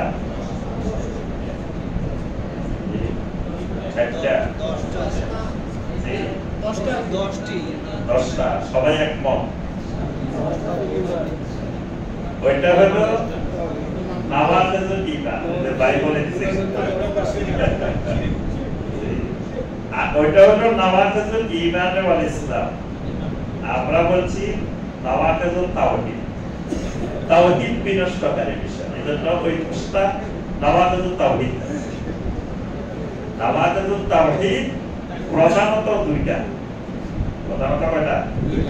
দুইটা। একটা হলো কুফর, একটা হলো শিরক। একটা হলো কুফর আর একটা হলো শিরক। এই দুইটা হলো নাওয়াকিজুল তাওহীদ, মানে তাওহীদকে নষ্ট করে দেয়, তাওহীদকে ধ্বংস করে দেয়। একটা হলো কুফর আর একটা হলো কি? শিরক। তাহলে আমরা এই দুইটা বিষয়ে একটু একটু আলোচনা করব। এই দুইটাই আমাদের ঈমানকে ধ্বংসকারী বিষয়, কিন্তু এই দুইটা না বোঝার কারণে আজকে মুসলিমেরা, অসংখ্য মুসলিম, কোটি কোটি মুসলিম কুফরের মধ্যে নিমজ্জিত, শিরকের মধ্যে নিমজ্জিত, কিন্তু আবার মনে করে ঈমানও ঠিক আছে। কুফরিও করে, শিরকও করে, আবার কি করে? ঈমানও ঠিক আছে। আবার অনেক মুসলমান দেখবেন মসজিদের ভিতরে আসলে সম্মানিত মুসল্লিয়ানে কেরাম বাকি নামাজ বা ঈমান আমলের বয়ান করে। আমরা সবাই বসি বহুত ভালো কথা। মসজিদের ভিতরে আসলে ঈমান আমলের কথা হবে, ঈমানের কথা। তো মসজিদের ভিতরে ঈমানের কথা হলো, এই লোকটা মসজিদ থেকে বাইরে গেছে, বাইরে যায় আবার কুফরির নেতৃত্ব দিতেছে, কুফরির দলের, কুফরির মতবাদের নেতা, এবার মানুষকে কুফরের দিকে ডাকতেছে। মসজিদের ভিতরে দাওয়াত দিছে ঈমানের, বাইরে দাওয়াত দিতেছে কুফর। আবার দেখবেন যে লম্বা দাড়িও আছে, জুব্বাও আছে, পাগড়িও আছে, সব আছে, কিন্তু লোকটা বুঝতেছে না যে আমি যে ঈমানের দাওয়াত দিলাম এই ঈমানের সাথে কুফরের যে সাংঘর্ষিক, কুফর যে এটা নষ্ট করে ফেলায় আমার ঈমান তাওহীদ সব নষ্ট করে ফেলায়, এটাই সে বুঝতে পারে। কারণ সে যে মেহনত করতেছে এই মেহনতের মধ্যে তাওহীদ শিখায়, এই মেহনতে তাওহীদ ভঙ্গকারী বিষয় শিখায়, এই মেহনতের মধ্যে এগুলা নাই, মেহনতের সাবজেক্টের মধ্যে এগুলা নাই। এই কারণে সে বুঝতে পারে না যে কোনটা ঈমান, কোনটা তাওহীদ, কোনটা কুফর, কোনটা শিরক, এগুলোই বুঝতে পারে না। এক একজন দেখবেন 30 বছর 40 বছর মেহনত করতেই আছে, করতেই আছে। জিজ্ঞাসা যদি করেন বাইরে, বলেন দেখি শিরক কত প্রকার, কুফর কত প্রকার, তারপরে কুফরের কিছু দৃষ্টান্ত বলেন, কি কি জিনিস কুফর আছে, কোন কোন জিনিস শিরক আছে, দেখবেন এই ব্যাপারে বলতে পারবেন। আপনি মেহনত করতেই আছে, করতেই আছে। তো মেহনত করার আগে এলেম লাগবে, এলেম। এলেম ছাড়া মেহনত, তাহলে শয়তান আপনাকে দোস্ত বানায়। এই জন্য দেখবেন সহিহ হাদিসের প্রচার প্রসারের পথে সবচেয়ে বড় বাধা এই মানুষগুলা, মেহনতি মানুষ। অথচ মেহনতি মানুষ হওয়ার কথা ছিল সবার আগে সহযোগী। আপনি যখন সহিহ হাদিসের কথা বলবেন তখন সবার আগে তো এই মানুষগুলো আগে আসার কথা, কিন্তু এই মানুষগুলো বিরোধিতা করে। দেখুন কোন মসজিদের আবলিয়াত করলে, আমিন জোরে বললে, ওই অন্য মানুষগুলো বিরোধিতা করার আগে এই মানুষগুলো বিরোধিতা করার আগে। কারণ কি? কারণ হলো এই মানুষগুলো এলেম বিহীন মেহনত করতেছে। আর এলেম ছাড়া যখন মানুষ আমল করে তখন ইবলিস তাকে খেলাধুলার সাথী বানায়। এজন্য আমলের চেয়ে জরুরি ইলম। ইমাম বুখারী রাহিমাহুল্লাহ বাব কায়েম করেছেন, বাবুল ইলম কাবলাল কাউলে ওয়াল আমল। কথা বলার আগে, আমল করার আগে ইলম জরুরি। তো এই দেশে দেখবেন ওই কুফর না বোঝার কারণে, শিরিক না বোঝার কারণে সেই ইমাম মসজিদেও প্রথম কাতারে, কুফরের ক্ষেত্রেও প্রথম কাতারে, সালাতেও প্রথম কাতারে, শিরিকের মধ্যেও প্রথম কাতারে। কারণ সে শিরিক বুঝতেছে না, কুফর বুঝতেছে না। এই দুটি জিনিস তাওহীদ বিধ্বংসী অন্যতম বিষয়। এক নম্বর হলো কি? কুফর। কুফর মানে কি? এবার প্রথমে আমরা বুঝবো কুফর কাকে বলে। কুফর কি? কুফর মানে অস্বীকার করা, লুকিয়ে রাখা, গোপন করা, প্রত্যাখ্যান করা, এগুলো হলো কুফর। কৃষককে আরবিতে কাফের বলা হয়। কৃষককে আরবিতে কি বলা হয়? কাফের বলা হয়। কেন? বীজ লুকায় ফেলা। কোরআনে কারিমে আল্লাহ পাক সূরা আল হাদীদের 20 নম্বর আয়াতে বলেছেন, আজাবাল কুফারা নাবাতুহু, যে কাফেরকে তার ফসল আশ্চর্যিত করে দিল। মানে এমন ফসল হয়েছে দেখে কৃষক আশ্চর্যিত হয়ে গেছে। এখানে কুফার মানে কৃষক, এখানে কুফার মানে ওই কাফের না, ঈমানের বিপরীতে যে কাফের, সে কাফের। এই এখানে কাফের কেন বলা হলো? মাটির নিচে বীজকে কি করে লুকাই ফেলা। কুফর মানে প্রত্যাখ্যান করা, কুফর মানে অস্বীকার করা, কুফর মানে আপনার অহংকার করা। এই সবগুলার সাধারণ আরবি হলো কুফর। শরীয়তের ভাষায় কুফর হলো নাকিদুল ঈমান বিল কালবে আবিল আমলে আবিল কাওলে, বিল কালবে আবিল কাওলে আবিল আমল। অর্থাৎ এমন কোন কথা বলা যে কথার দ্বারা ঈমান নষ্ট হয়, এই কথার নাম কুফর। অন্তরে এমন কোন বিশ্বাস, এমন কোন চিন্তা পোষণ করা যে চিন্তা ঈমান নষ্ট করে, এটার নাম কুফর। এমন কোন কাজ করা যেটা ঈমানের বিপরীত, ঈমানকে নষ্ট করে দেয়, এরকম কাজ করা, এটার নাম কুফর। অর্থাৎ অন্তরে, কথায়, কাজে ঈমানকে নষ্ট করে, ঈমানকে ধ্বংস করে, ঈমানকে শেষ করে, এইরকম জিনিসের নাম হলো কুফর। তাহলে আমরা কুফর তো বুঝতে পারছি, কুফর কি জিনিস। আচ্ছা, কুফর আর শিরক দুটো কি এক জিনিস না? দুটার মধ্যে কিছু পার্থক্য আছে। কুফর আর শিরক দুটার মধ্যে কিছু পার্থক্য আছে। কি পার্থক্য? অনেক পার্থক্য আছে। তবে একটা দুটা বলেন দেখি কি কি পার্থক্য আছে। আল্লাহর সাথে কাউকে শরীক করা।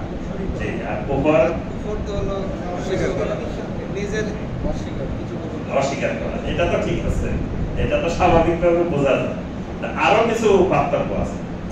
একটা মৌলিক পার্থক্য মনে রাখবেন, যত শিরিক আছে প্রত্যেকটা শিরিক কুফর, কিন্তু প্রত্যেকটা কুফর শিরিক না। এটা হলো শিরিকের কুফরের মৌলিক পার্থক্য। যত শিরিক আছে জমিনে প্রত্যেকটা শিরিক কুফর, কিন্তু প্রত্যেকটা কুফর শিরিক না। অনেক কুফর আছে, এটা কুফর কিন্তু এটা শিরিক হয় না। তবে কুফর শিরিকের চেয়ে মারাত্মক। প্রত্যেকটা শিরিক কুফরের মধ্যে লুকায়, মানে শিরিক যে করছে সে শিরিকও করছে, কুফরিও করছে, দুটাই করছে। আর যে কুফরি করছে সে ডাইরেক্ট কুফরি করছে, এটার মধ্যে শিরিক নাও থাকতে পারে। এটা হলো কুফর আর শিরিকের মধ্যে পার্থক্য। আচ্ছা, এবার আসেন এর সাথে আপনাদের আরো একটু জিজ্ঞাসা করা দরকার, সেটা হলো তাওহীদের রূপক কয়টা? তাওহীদের রূপক, তাওহীদের রূপক। তাওহীদের কালেমাটা বলা লাগে, তাওহীদের কালেমা, কালেমাতুত তাওহীদ বলা হয়। কালেমাতুত তাওহীদ হলো লা ইলাহা ইল্লাল্লাহ। এই কালেমার রূপক কয়টা? কয়টা? কেউ বলতেছেন 2টা, কেউ 4টা, কেউ 6টা। এই কালেমার রূপক 2টা। লা ইলাহা ইল্লাল্লাহর রকম তাওহীদের রকম কয়টা? দুইটা। এক নম্বর হলো নফি, তাবুদ। দুই নম্বর হলো ইসবাত, আবুদ। একটা নফি, একটা ইসবাত। লা ইলাহা হলো নফি, ইল্লাল্লাহ হলো ইসবাত, আবুদ। তাহলে না যোগ হা সমান সমান তাওহীদ। না যোগ হা সমান সমান তাওহীদ। এখন যদি আমি বলি না যোগ না, মানে সব জায়গায় খালি না, কোনো হা নাই, তাহলে এটা কি হবে? কেউ যদি তার জিকির করে লা ইলাহা লা ইলাহা ইল্লাল্লাহ করেন, খালি লা ইলাহা লা ইলাহা, তাহলে কি হবে? কোনো ইলাহ নাই, এটা করলে কি হবে? কুফর। এটা করা কি কুফরি? সেটা কোনো ইলাহে মানে না, কোনো মাবুদে মানে না। তাহলে না যোগ না সমান সমান কুফর, না যোগ না সমান সমান কুফর। আচ্ছা, হা যোগ হা এটা কি? এটা শিরক। তাহলে সব জায়গায় হা, সব জায়গায় ইয়েস, কোনো নো নাই, ঠিক কি না? ঠিক, সব ঠিক। বলে সব ঠিক, কোনো ব্যাধি নাই। যা পায় যেখানে যা পায় সবকিছুর সাজদা করে, সবকিছুর সামনে মাথা ঝুঁকাই দেয়, সব জায়গায় হা, কোথাও না নাই। এটার নাম কি? শিরক। হা যোগ হা শিরক। আর তাওহীদ হবে না যোগ হা, এটার নাম হবে কি? তাওহীদ। ইমানদার ততক্ষণ কোন ইবাদত করবে না, যত ইবাদত তার সামনে আসুক সে না, তখনই সে হা করবে যেটার ব্যাপারে আল্লাহ এবং রাসূলের নির্দেশ আছে, দলিল আছে, পারমিশন আছে, সেটাকে হা করবে। আর বাকি সবগুলোকে কি করে দিবে? হা করবে, খালি করে দেবে। এই না আর হা দুইটা মিলে কি হবে? তাওহীদ হবে। এই কারণে কুফর বুঝতে হলে আগে তাওহীদ বুঝতে হবে, কারণ তাওহীদের বিপরীত, তাওহীদ নষ্টকারী বিষয় হলো কি? কুফর। এই জন্য কুফর মানে এমন কথা, এমন কাজ, এমন আমল যেটা আমার তাওহীদকে নষ্ট করে দিবে, ঈমানকে নষ্ট করে দিবে, এটার নাম হলো কি? কুফর। এবার আসেন কুফর প্রকাশ পাবে কেমনে? মানে কোন ব্যক্তি কুফরি যে করবে, কুফরি গুলো প্রকাশ পায় কিভাবে? কুফরি অনেকগুলো মাধ্যমে প্রকাশ পায়। একটা মাধ্যম হলো তাকযীব, ইনকার, মানে মিথ্যা প্রতিপন্ন করা, অস্বীকার করা। এটার মাধ্যমে কুফরি হয়।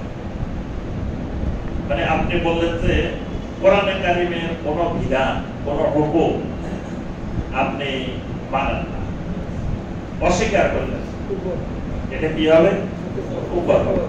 নবী সাল্লাল্লাহু আলাইহি ওয়াসাল্লামের কোন সহিহ হাদিস আপনি প্রত্যাখ্যান করলেন, বলেন না এটা মানি না, তাহলে কি হবে?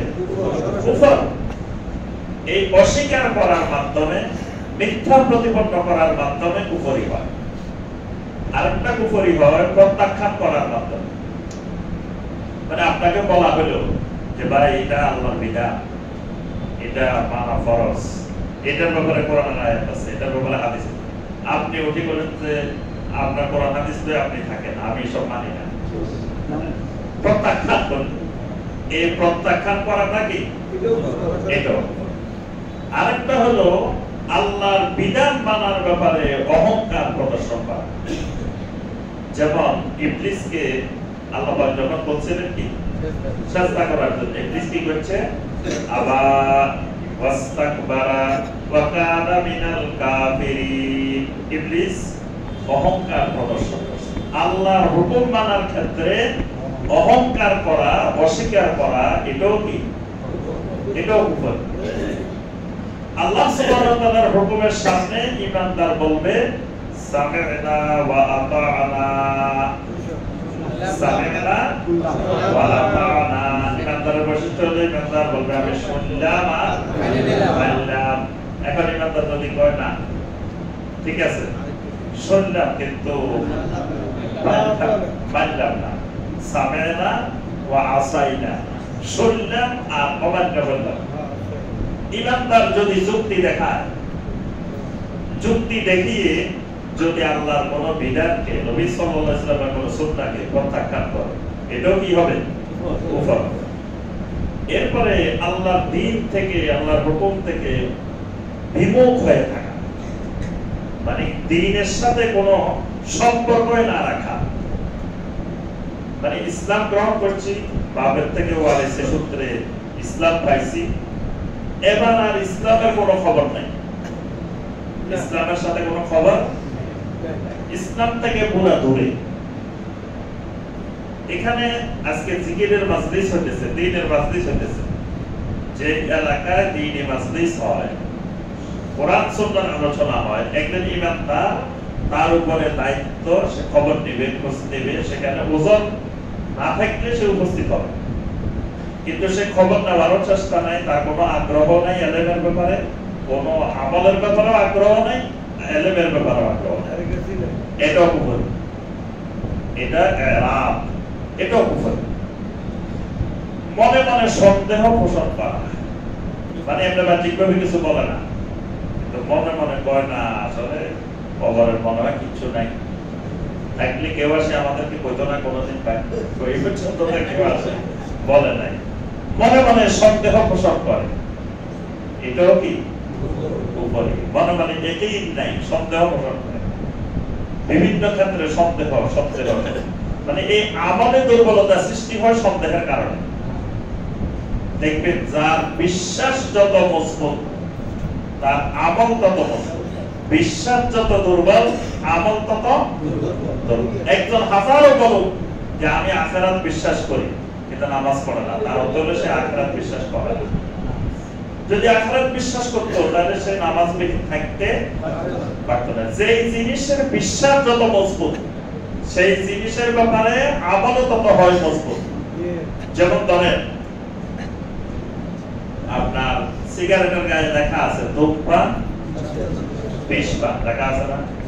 ধূমপান বিষপান। এখন দেখেন মানুষ, এখানে বলা হচ্ছে ধূমপান করলে বিষপানের মতো। এখন একজন মানুষকে যদি বলেন ভাই আপনার এক চামচ বিষ কিনে দিই, আপনি একবার খাই দেখেন বিষ কি মিষ্টি না তিতা না কিরকম, জীবনে একবার খাই দেখা দরকার আছে না? না খেলে আপনি বুঝবেন কেমন এটা যে খারাপ বা এটা যে ক্ষতি। আপনি টাকা পয়সাও লাগবে না, আমি কিনে দিব, একটু খান, দেখবেন খাইবো মানুষ, রাজি হবে না। আবার এখানে লেখা আছে ধূমপান বিষপান, কিন্তু সে টাকা দিয়ে কিনে কিনে খাইতেছে, নিজের পকেটের টাকা দিয়ে কিনে কিনে খাইতেছে। তাহলে সে একটা বিষপান বিষ সে খাইতেছে না, আপনি ফ্রি খাওয়াইতেছে এটাও খাইতেছে না, আবার এটারে সে টাকা দিয়ে দিয়ে কিনে কিনে খাইতেছে। তার অর্থ হলো কি, ওইটা যে খাইতে সে মরে যাইব, এই বিশ্বাস একেবারে বর্তমান এটাই হয়। এটা দেখতে গেলে আর ফিরে আসার সম্ভাবনা নাই, এই জন্য সেটা সে খাবে না। এইটা খাইতে এসে দেখেছে কত মানুষ খাইতেছে, কই মরে না। তারপরে আবার দেখেন যারা ধূমপান করে এরা বলে কি, ধূমপান করলে ডায়াবেটিস হয়, ধূমপান করলে হার্ট অ্যাটাক হয়। যারা ধূমপান করে না এদেরও তো হার্ট অ্যাটাক হয়। আমাকে একদিন একজনে বলছে, দেখেন ইন্ডিয়াতে এই ইয়ে আছে, ওই যে কি কয় এরা সবজি খাইছে ভেজিটেরিয়ান, এরা তো মানে গোশত খায় না, এগুলো খায় না, কিছু খায় না, এদেরও তো হার্ট অ্যাটাক হয়। খালি ধূমপান করলে হার্ট অ্যাটাক হয়, মানে সে ধূমপান করা বিষপান, এইটা সে ওইভাবে বিশ্বাস করতে পারে, তার বিশ্বাসের দুর্বলতা, আর ওইটা বিশ্বাসের গাঢ়তা। ঠিক একই ভাবে আখিরাতের বিশ্বাস যার যত মজবুত হবে তার আমল দেখবেন তত মজবুত হবে। যার আখিরাতের বিশ্বাসের দুর্বলতা আছে তার আমল তত দুর্বল, তত দুর্বল, তত দুর্বল। এই অন্তরে সন্দেহ পোষণ করা, এটাও কি কুফরি। এই জন্যই বলা হয়েছে যে ইন্না বাইনা শিরকি ওয়াল কুফরে তারকাস সালাহ। শিরক কুফরের মাঝে ঈমানের মাঝে ইন্না বাইনা রাজুলে ওয়া বাইনা শিরকি ওয়াল কুফরে তারকাস সালাহ। ঈমানদারের মাঝে শিরক কুফরের মাঝে পার্থক্য সালাত ছেড়ে দেওয়া। শিরক কুফরের কথা এখানে কেন আসলো? কারণ যে ঈমান ছেড়ে দেয় তার অন্তরে ঈমানের অবস্থা ঠিক নেই, সে আখিরাতের বিশ্বাস তার দুর্বল। আর বিশ্বাস যদি হতো না আমাকে আল্লাহর সামনে দাঁড়াইতে হবে, এটার হিসাব দিতে হবে, এটার জন্য জাহান্নামে যাওয়া লাগবে, তাহলে কিন্তু তারা নামাজ ছাড়তে বললেও সে ছাড়তো না। তারে অনেক মানুষ বাধা দিলেও তারে বন্ধ করে রাখতে। তাহলে আমরা বুঝলাম এই মাধ্যমগুলোতে কি হয়, কুফরি প্রকাশ পায়। এবার আসেন কুফরি করলে অসুবিধা কি? কুফরি করলে অনেকগুলো অসুবিধা। এক নম্বর অসুবিধা, কুফরি করলে ঈমান নষ্ট হয়ে যাবে। কুফরি করলে ঈমান শেষ। দুই নম্বর অসুবিধা, কুফরি করলে স্থায়ীভাবে জাহান্নামে যাওয়া লাগে। মানে একবার জাহান্নামে ঢুকলে আর জাহান্নাম থেকে বের হওয়ার সম্ভাবনা নাই। সূরা আল-বায়্যিনাহ 6 নম্বর আয়াতে আল্লাহ পাক বলেছেন, ইন্নাল্লাযীনা কাফারু মিন আহলিল কিতাবি ওয়াল মুশরিকিনা ফী নারি জাহান্নাম খালিদিনা ফীহা। কুফরি করলে জাহান্নামের মধ্যে এমন ভাবে যেতে হবে, খালিদিনা ফীহা, একেবারে স্থায়ীভাবে। কুফরি করলে তার সমস্ত আমল নষ্ট হয়ে যাবে, জীবনে যা আমল করছে সব বিনষ্ট হয়ে যাবে।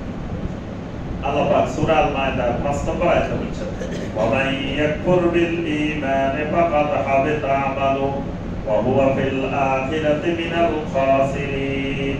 কেউ যদি ঈমান আনার পরে কুফরি করে তার সমস্ত আমল নষ্ট হয়ে যাবে, সব আমল শেষ হয়ে যাবে। কেউ কুফরি করলে আল্লাহ পাক তার অন্তরের উপরে সিল মেরে দেন, মোহর মেরে দেন। সূরা আল-বাকারার শুরুতে আল্লাহ পাক কাফেরদের কথা বলছেন, ইন্নাল্লাযীনা কাফারু সাওয়াউন আলাইহিম আনজারতাহুম আম লাম তুনযিরহুম লা ইউমিনুন খাতামাল্লাহু আলা কুলুবিহিম খাতামাল্লাহু আলা কুলুবিহিম। অন্তরের উপরে আল্লাহ পাক মোহর মেরে দেন, সিল মেরে দেন। সিল মেরে দিলে কি হয়? সিল মেরে দিলে 2 যোগ 2 সমান সমান কত? 4। সে বলবে 5। সিল যখন মেরে দিবে, এখন আমি আপনি বুঝতেছি 2 আর 2 কত? 4। আচ্ছা, কিন্তু সে করবে কত? 5। তখন আবার আপনাকে আশ্চর্য লাগে, কি রে এই সোজা এটা বুঝে না কেন? এইটা বুঝার জন্য তো বড় কেন জ্ঞান লাগে না, এটা তো আপনি বুঝেন, কিন্তু এইটা বুঝে না কেন? এটা না বুঝার কারণ হচ্ছে আল্লাহ পাক তার অন্তরে কি করে দিয়েছেন? সিল বানিয়েছেন। এজন্য দেখবেন অনেক মানুষ আছে সমাজে, আপনি দেখবেন এই সোজা জিনিস বুঝেন। আচ্ছা, কিছু মানুষ ধরেন ধর্মীয় ক্ষেত্রে ধোঁকায় পড়ে, দাড়ি টুপি লেবাস দেখেন। বাংলাদেশে দেখবেন অনেকগুলো দল আছে, হিজবুত তাওহীদ নাম শুনছেন? পাশে আছে। এই যে এরা তো এরকম ধর্মীয় লেবাসও নাই, এদের লেবাস আছে বাহ্যিকভাবে লেবাস নাই। আচ্ছা, আরো কতগুলো পীর আছে দেখবেন দাড়ি নেই, টুপি নেই, কিছু নেই, এরকম পীর বাংলাদেশে হাজার হাজার আছে। হ্যাঁ, এগুলোরও কিন্তু লাখ লাখ মুড়ি। ওই যেগুলো ধরেন দাড়ি টুপি জুব্বা পাগড়ি দেখে ধোঁকায় পড়ছে, এটা মেনে নেওয়া যায়। কিন্তু এইগুলো কেমন মেনে নেওয়া যায়? যে এইগুলো তো দেখতে বোঝা যাচ্ছে এগুলো বর্ত, দেখতে বোঝা যাচ্ছে এগুলো ইংলিশ, তারপরে এদের এত অনুসারী, লাখ লাখ অনুসারী। এই অনুসারী এগুলো কেমন হইতেছে? তার অর্থ হলো কি? খাতামাল্লাহু আলা কুলুবিহিম। এগুলো বুঝার মতো ন্যূনতম ইতাহি জ্ঞান আল্লাহ পাক এদের মধ্যে দেন না। এদের অন্তরে সিল মেরে দিয়েছে, মোহর মেরে দিয়েছে। এই জন্য সাধারণ জিনিসও বুঝে না।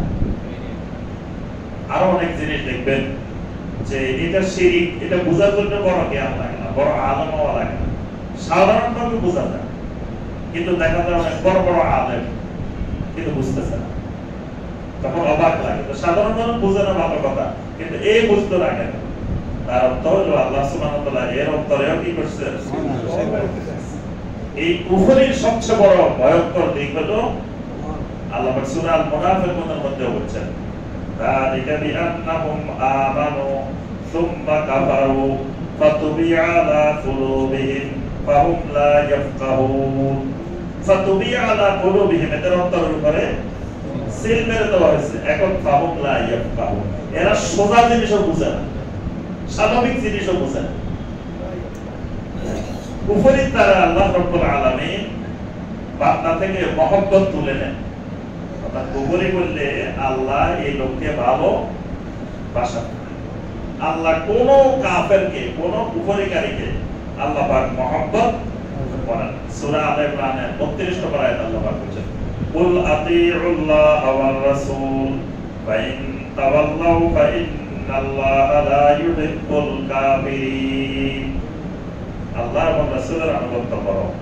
যদি তুমি আল্লাহ এবং রাসূলের আনুগত্য থেকে মুখ ফিরাও, ফা ইন্নাল্লাহা লা ইউহিব্বুল কাফিরিন, আল্লাহ কাফেরকে পছন্দ করেন।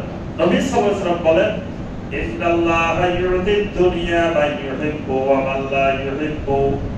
আল্লাহ পাক যাকে ভালোবাসেন, যাকে ভালোবাসেন না, দুইজনকে আল্লাহ দুনিয়া দেন। দুনিয়ার টাকা পয়সা, ক্ষমতা, প্রভাব, প্রতিপত্তি এগুলা দেখবেন যে আল্লাহ যাকে পছন্দ করেন তাকেও দিচ্ছেন, যাকে পছন্দ করেন না তাকেও দিচ্ছেন। ওয়ালাকিন লা ইউতিল ঈমান ইল্লা লিমান আহাব্বা। কিন্তু ঈমান শুধু তাকেই দেন যাকে আল্লাহ পাক মহব্বত করেন। মানে ঈমানদারদেরকে আল্লাহ ভালোবাসেন, কুফরিকারীকে আল্লাহ ভালোবাসেন না। কুফরির আরো অনেক ক্ষতিকর দিক আছে। এবার আসেন কয়েকটা কুফরি বলবেন, আপনারা বলবেন, তাহলে বুঝবো যে আপনারা কুফরি চিনে গেছেন। কুফরি চিনলে এ পর্যন্ত পৌঁছা দিতে পারলে মোটামুটি সফল, ক্লাস সফল। যে কুফরি এবার চিনে গেছেন, বলেন দেখি দুই একটা উদাহরণ বলেন দেখি কুফরের। আমাদের সমাজে বহু প্রচলিত যেগুলো আছে এগুলোর মধ্যে কিছু কুফরি বলবেন।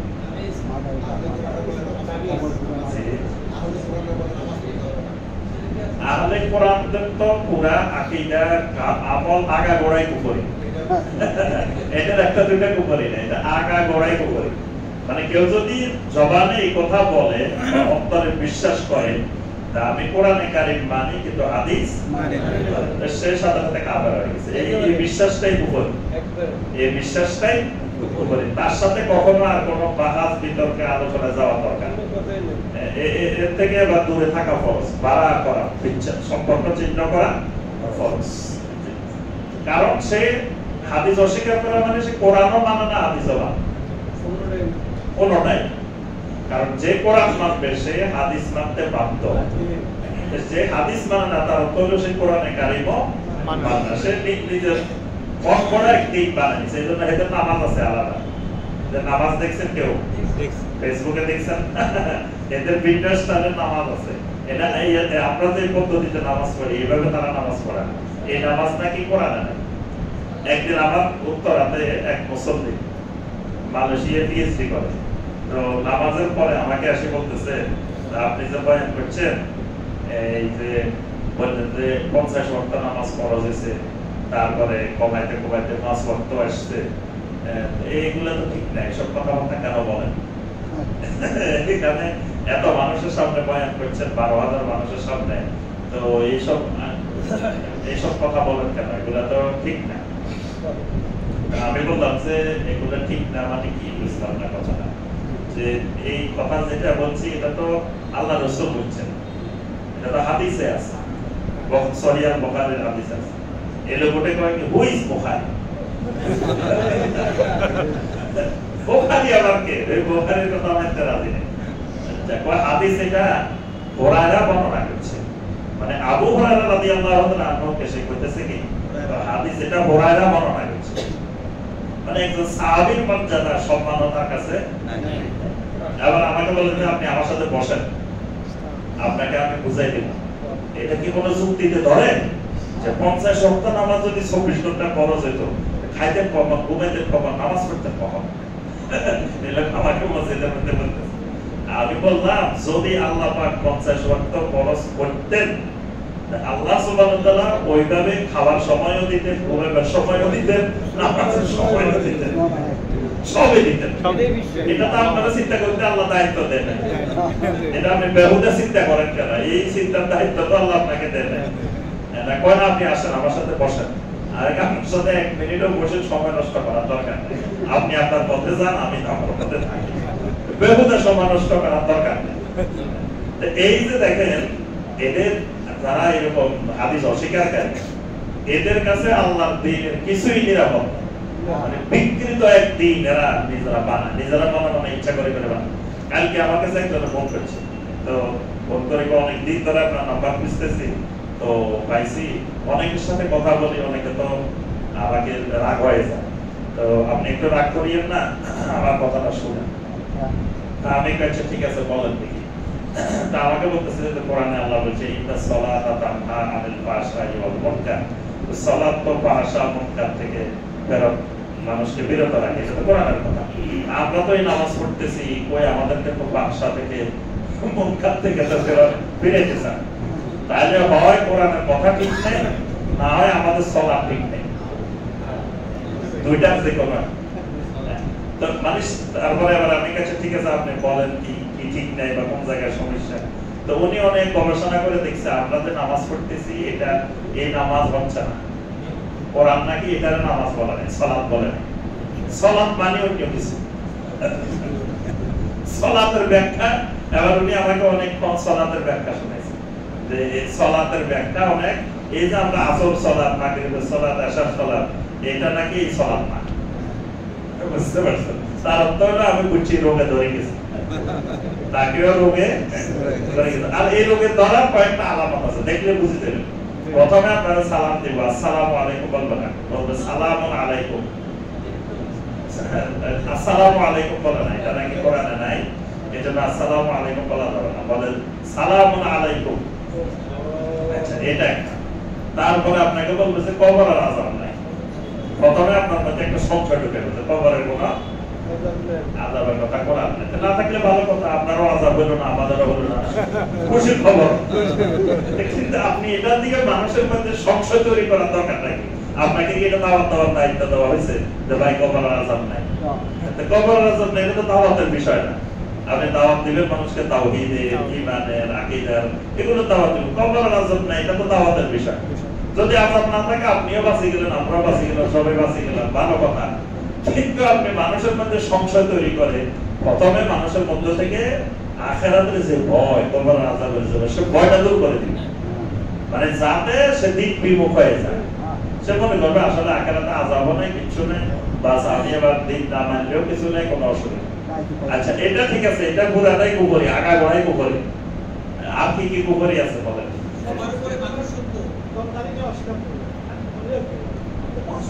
হ্যাঁ, এটাও কুফরি, যে আল্লাহর দ্বীনের যে কোনো বিষয় নিয়ে, সেটা যে বড় বিষয় ছোট বিষয়, যে কোনো বিষয় হোক, কোরআনে কারিমে আছে বা নবী সাল্লাল্লাহু আলাইহি ওয়াসাল্লামের সহিহ হাদিসে আছে, এরকম কোন বিষয় নিয়ে ঠাট্টা, বিদ্রোহ, হাসি তামাশা করলে কি হয়? কুফরি। এজন্য আপনি রাবুলিয়াতে করেন না, এটা কুফরি না, কিন্তু রাবুলিয়াতে নিয়ে যদি আপনি ঠাট্টা করেন, এটা কি হবে? কুফরি হবে, কারণ এটা সহিহ হাদিস দ্বারা প্রমাণিত। এরপর আপনি বুকে হাত পাতা নিয়ে যদি ঠাট্টা করেন, যদি বলতে এটা আম্মাওয়ালা নামাজ, লেডিস মার্কা নামাজ, এটা কুফরি। আপনি একটা আমল নিয়ে আপনি ঠাট্টা করলেন। যুগে যুগে দেখেন আইমায়ে কেরাম ফিকহি ইজতিহাদের ক্ষেত্রে কেউ বলছেন যে এটা এইভাবে করা সুন্নাত, কেউ বলছেন যে এটা না করা সুন্নাত, কিন্তু তারা এগুলো নিয়ে কোন ধরনের মন্তব্য, ঠাট্টা, বিদ্রোহ, হাসি তামাশা করেন নাই। এই করাটা কুফরি। আল্লাহর দ্বীনের কোন একটা বিষয়কে অপছন্দ করা, তারা আল্লাহ সূরা মুহাম্মাদের ৭ এবং ৮ নম্বর আয়াতে বলেছেন, ওয়াল্লাযীনা কাফারু ফাতা'সাল্লাহুম ওয়া আহবাতা আ'মালাহুম। যারা কুফরি করে, এরা কুফরির কারণ হইছে, পরের আয়াতে আল্লাহ পাক বলেন, যালিকা বিআন্নাহুম কারিহু মা আনজালাল্লাহ। আল্লাহ যা নাযিল করেছেন এগুলোকে অপছন্দ করে। এজন্য কেউ দাড়িকে অপছন্দ করলো, এটা কুফরি। পর্দাকে অপছন্দ করলো, এটা কুফরি। মেসওয়াককে অপছন্দ করলো, এটা এবং দ্বীনের যে কোনো বিষয় যদি অপছন্দ করে, কেউ বাহ্যিকভাবে বললো, কেউ বললো না, মনে মনে রাখলো, এটাও জাদু করা, এটাও জাদু যে করবে, যাদেরকে দিয়ে করাবে, জাদুর কাজে যারা সহযোগিতা করবে, সবাই কি করবে? কুফরি করবে। তাহলে এটাও কুফরি। তারপরে যত রকমের মতবাদ, ইসলামের বাহিরে যত মতবাদ আছে, সেটা ধর্ম নিরপেক্ষতাবাদ, জাতীয়তাবাদ, এই তন্ত্র, এই তন্ত্র, যত তন্ত্র আছে, এগুলো সব কি? এগুলো সব কুফর। আচ্ছা, এরপরে জি বিদ্রোহ তো কুফর না। আচ্ছা, এবার আসেন আরেকটা কুফর। কুফর হলো যদি কেউ মনে করে আল্লাহকে পাইতে হইলে, আল্লাহর নিকটবর্তী হইতে হইলে একজন মিডিয়া লাগবে, মধ্যস্থতাকারী লাগবে, এইটা কুফর। এই চিন্তা, এই আকীদা কি কুফর। আল্লাহ পাক কোরআনে কারিমে সূরা জুমারের 3 নম্বর আয়াতে আল্লাহ পাক বলেছেন, ওয়াল্লাযীনা তাখাযু মিন দুনিহি আউলিয়া মা না'বুদুহুম ইল্লা লিয়ুকাররিবুনা ইলাল্লাহি যুলফা। আমাদের কাফেররা বলতো আমরা তো এদের ইবাদত করি এই জন্য যে এরা আমাদেরকে আল্লাহর নিকটবর্তী করে দিবে, মুকাররাবিন বানায়। তাহলে আল্লাহকে পাওয়ার জন্য তারা মনে করতো আল্লাহকে ডাইরেক্ট পাওয়া যায় না, আল্লাহকে পাইতে হলে মধ্যস্থতাকারী লাগে, মিডিয়া। দেখবেন রমজান মাসে পুরো রমজান মাস কোরআন তেলাওয়াত করছে, পরে যখন 26-27 আসে তখন আসি ইমাম সাহেবকে বলে, ইমাম সাহেব আমার 2 খতম, ইমাম সাহেব আমার 3 খতম, বক্সায় দিয়ে কি করবে ইমাম সাহেব? মানে এই যে সারা মাস কোরআন তেলাওয়াত করছে আল্লাহ কবুল করে না, ওই অথরাইজড হয়নি। তো ইমাম সাহেব বক্সায় দিবে, তারপর আল্লাহ কবুল করবে। বক্সটা রাখ পর্যন্ত এটা কি হয় না, মিডিয়া হয় না। ব্যাংকে দেখবেন সব কাজ করছে, ম্যানেজার অথরাইজ না দিলে কি হয় না, পোস্টিং হয় না। তো এটা মনে করছেন যে এটা এখনো পোস্টিং হয় না, ইমাম সাহেব দিলে তারপর এটা কি হবে, পোস্টিং হবে। এই যে ইমাম সাহেবের কাছে আসে এসে কোরআন খতম করে করে বলে যে এটা একটু বক্সায় দেন, এটা একটু বক্সায় দেন, এটা একটু বক্সায় দেন। কেউ যদি মনে করে যে এরকম মধ্যস্থতাকারী লাগবে, বাংলাদেশের মানুষ দেখবেন মনে করে কি যে আল্লাহ আমাকে চিনে না। সবাই মনে করে যে আল্লাহ আমাকে চিনে না। আল্লাহ আমাদেরকে চিনেন কিনা বলেন তো দেখি? সবাইকে আলাদা আলাদা চিনেন না। আল্লাহ সুবহানাহু ওয়া তাআলা এমন ভাবে চিনেন যেটা আমাদের মা বাবা চিনে না। মা বাবার চাইতেও আল্লাহ রাব্বুল আলামিন আমাদেরকে বেশি চিনেন, কারণ মা বাবাকে সৃষ্টি করেন নাই, মা বাবার মাধ্যম দিয়ে আমরা আসছি। কিন্তু আল্লাহ রাব্বুল আলামিন আমাদেরকে কি করছেন, সৃষ্টি করছেন। তিনি আমাদের মেজাজ, আমাদের প্রকৃতি, আমাদের ভিতরে কি আছে, উপরে কি আছে, চিন্তা কি আছে, মনে কি আছে, সব জানেন। কিন্তু মানুষ মনে করে যে আল্লাহ আমাদেরকে সরাসরি কি চিনেন। কেন মনে করে? এটা মনে করার কারণ আছে। মানুষ সবসময় খালেককে, আল্লাহকে মাখলুকের উপরে কিয়াস করে। যুগে যুগে একেবারে নূহ আলাইহিস সালামের যুগ থেকে এই হাজার হাজার বছরে বান্দা আল্লাহকে বান্দার উপরে কিয়াস করে। এইজন্য দেখবেন বান্দা মনে করে যে এই এলাকার যিনি কমিশনার, উনি কি এলাকার সব লোকের চিনেন? একজন, দুইজনের, তিনজন, চারজনের চিনেন। কমিশনার সাহেবের কাছে যাইতে হইলে যাকে চিনে তার মাধ্যমে দেওয়া লাগবে, তাহলে এটা কাজ হবে। সরাসরি চলে গেলে কাজ হবে। আল্লাহ তো এরা মনে করে যে আল্লাহ আমাদেরকে এরকম চিনে না। আল্লাহ চিনে কারে? এই যে বগুড়ার মধ্যে যারা যারা বিশ্বাস আছে, এদেরকে আল্লাহ খালি চিনে, আর বাকিদেরকে কি আল্লাহ চিনে না। সুতরাং আল্লাহরে পাইতে হইলে এদের কাছে যাইতে হইব, এদের মাধ্যমে আল্লাহর কাছে যাওয়া লাগবে। এজন্য দেখবেন এরা জিকিরের মধ্যে নিয়ত করে। জিকিরের নিয়ত জানেন? আমি আমার কলবের তরফ মোতাবাজ্জা আছে, আমার কলব আমার বিশ্বাস হুজুরের কলবের তরফ মোতাবাজ্জা, বিশ্বাস হুজুরের কলব দাদা হুজুরের কলবের তরফ মোতাবাজ্জা, দাদা হুজুরের কলব ওই অমুক হুজুরের। এইভাবে একবারে বরিশাল হই, সিলেট হই, একেবারে সব ঘুরতে ঘুরতে ঘুরতে ঘুরতে মদিনা যাবে। মদিনা থেকে তারপরে আল্লাহর আরশের দিকে যাবে। আরশে আজিম থেকে জিকিরের ফয়েজ আমার কলবে আসো, এই নিয়ত করে তারপরে জিকির শুরু করতে হবে। এই যে কলবে কলবে কলবে ঘোরার দরকারটা কি? ওই যে আল্লাহ তো আমার চিনে না, চিনতে হলে এদের মাধ্যমে আল্লাহ তাদেরকে চিনে, এদের মাধ্যমে আসতে হয়। এই আকীদা, এই চিন্তাধারাটা কি কুফরি, মাখলুকের উপরে কিয়াস। যেমন দেখবেন বাংলাদেশের অনেক মুসলমান আছে মনে করে নবী সাল্লাল্লাহু আলাইহি ওয়াসাল্লাম সব জায়গায় হাজির নাজির, আল্লাহ রাসূল সব জায়গায় হাজির। কারণ কি আল্লাহ রাসূল কেন হাজির নাজির? একদিন দেখি যে কলকাতার এক বক্তা একবার ওয়াহাবিদেরকে খালি গালি দিতেছে, ওয়াহাবিরা কয় আল্লাহ রাসূল হাজির নাজির না। তো এইজন্য সে দলিল দিতেছে। ওই দেখেন কলকাতা হাইকোর্টে বিচার শুরু হয়েছে, এখন একটা হত্যা মামলার বিচার, 3 জন সাক্ষী হাজির হয়েছে। একজন সাক্ষী জিজ্ঞেস করলে তুমি হত্যাকাণ্ড হয়েছে তুমি দেখছো? বল না আমি দেখিও নাই শুনিও নাই। দেখিও নাই বাজাও তোমার সাক্ষী হবে না, তুমি দেখো না শুনো না আসছো কেন? আচ্ছা আরেকজন আসছে তো বিচারক জিজ্ঞেস করলো তুমি কি হত্যাকাণ্ডটা দেখছো? বল না দেখিনি। তো তুমি সাক্ষী হয়েছো কেন? আমি শুনছি মানুষ যায় আমাদের বলছে অমুক অমুকের বাড়ি হয়েছে। বল না তোমার সাক্ষী গ্রহণযোগ্য না। বাহ। এবার তৃতীয় জন আসছে, আসে তুমি দেখছো? হ্যাঁ আমি সামনে উপস্থিত ছিলাম, সব দেখছি সব শুনছি, দেখছি সেখানে ছিলাম। হ্যাঁ ঠিক আছে তোমার সাক্ষী গ্রহণযোগ্য। দেখো আল্লাহ রাসূল সাল্লাল্লাহু আলাইহি ওয়াসাল্লাম কিয়ামতের ময়দানে সাক্ষী দিবেন আমাদের পক্ষে। আর রাসূল যদি এখানে না থাকে সাক্ষী কেমন? সাক্ষী কেমনে হবে? মানে আল্লাহর আদালতের কলকাতার হাইকোর্টের সাথে তুলনা করে দিচ্ছে। এরপরে হচ্ছে কলকাতার হাইকোর্ট আর আল্লাহর কোর্ট মনে হয় একরকম একই কোর্ট মনে হচ্ছে। এটাই শিরক, এটাই কুফর। মানে শিরক কুফরের মূল জিনিস আল্লাহকে মাখলুকের মতো মনে করা। দেখবেন যত শিরক আছে সব শিরকের গোড়া কিন্তু এটা মাখলুকের উপরে কিয়াস করা, মাখলুকের মতো মনে করা। আচ্ছা আরেকটা কুফর হলো যে কিয়ামতের ময়দানে আমার জন্য একজন শাফাআতকারী লাগবে, এই সুপারিশকারী নির্দিষ্ট করা। একজনের ঠিক করে নিলাম তার সাথে আমার কথা যে কবরে আমার মুনকার নকির আসার আগে আপনি হাজিরে দেবেন।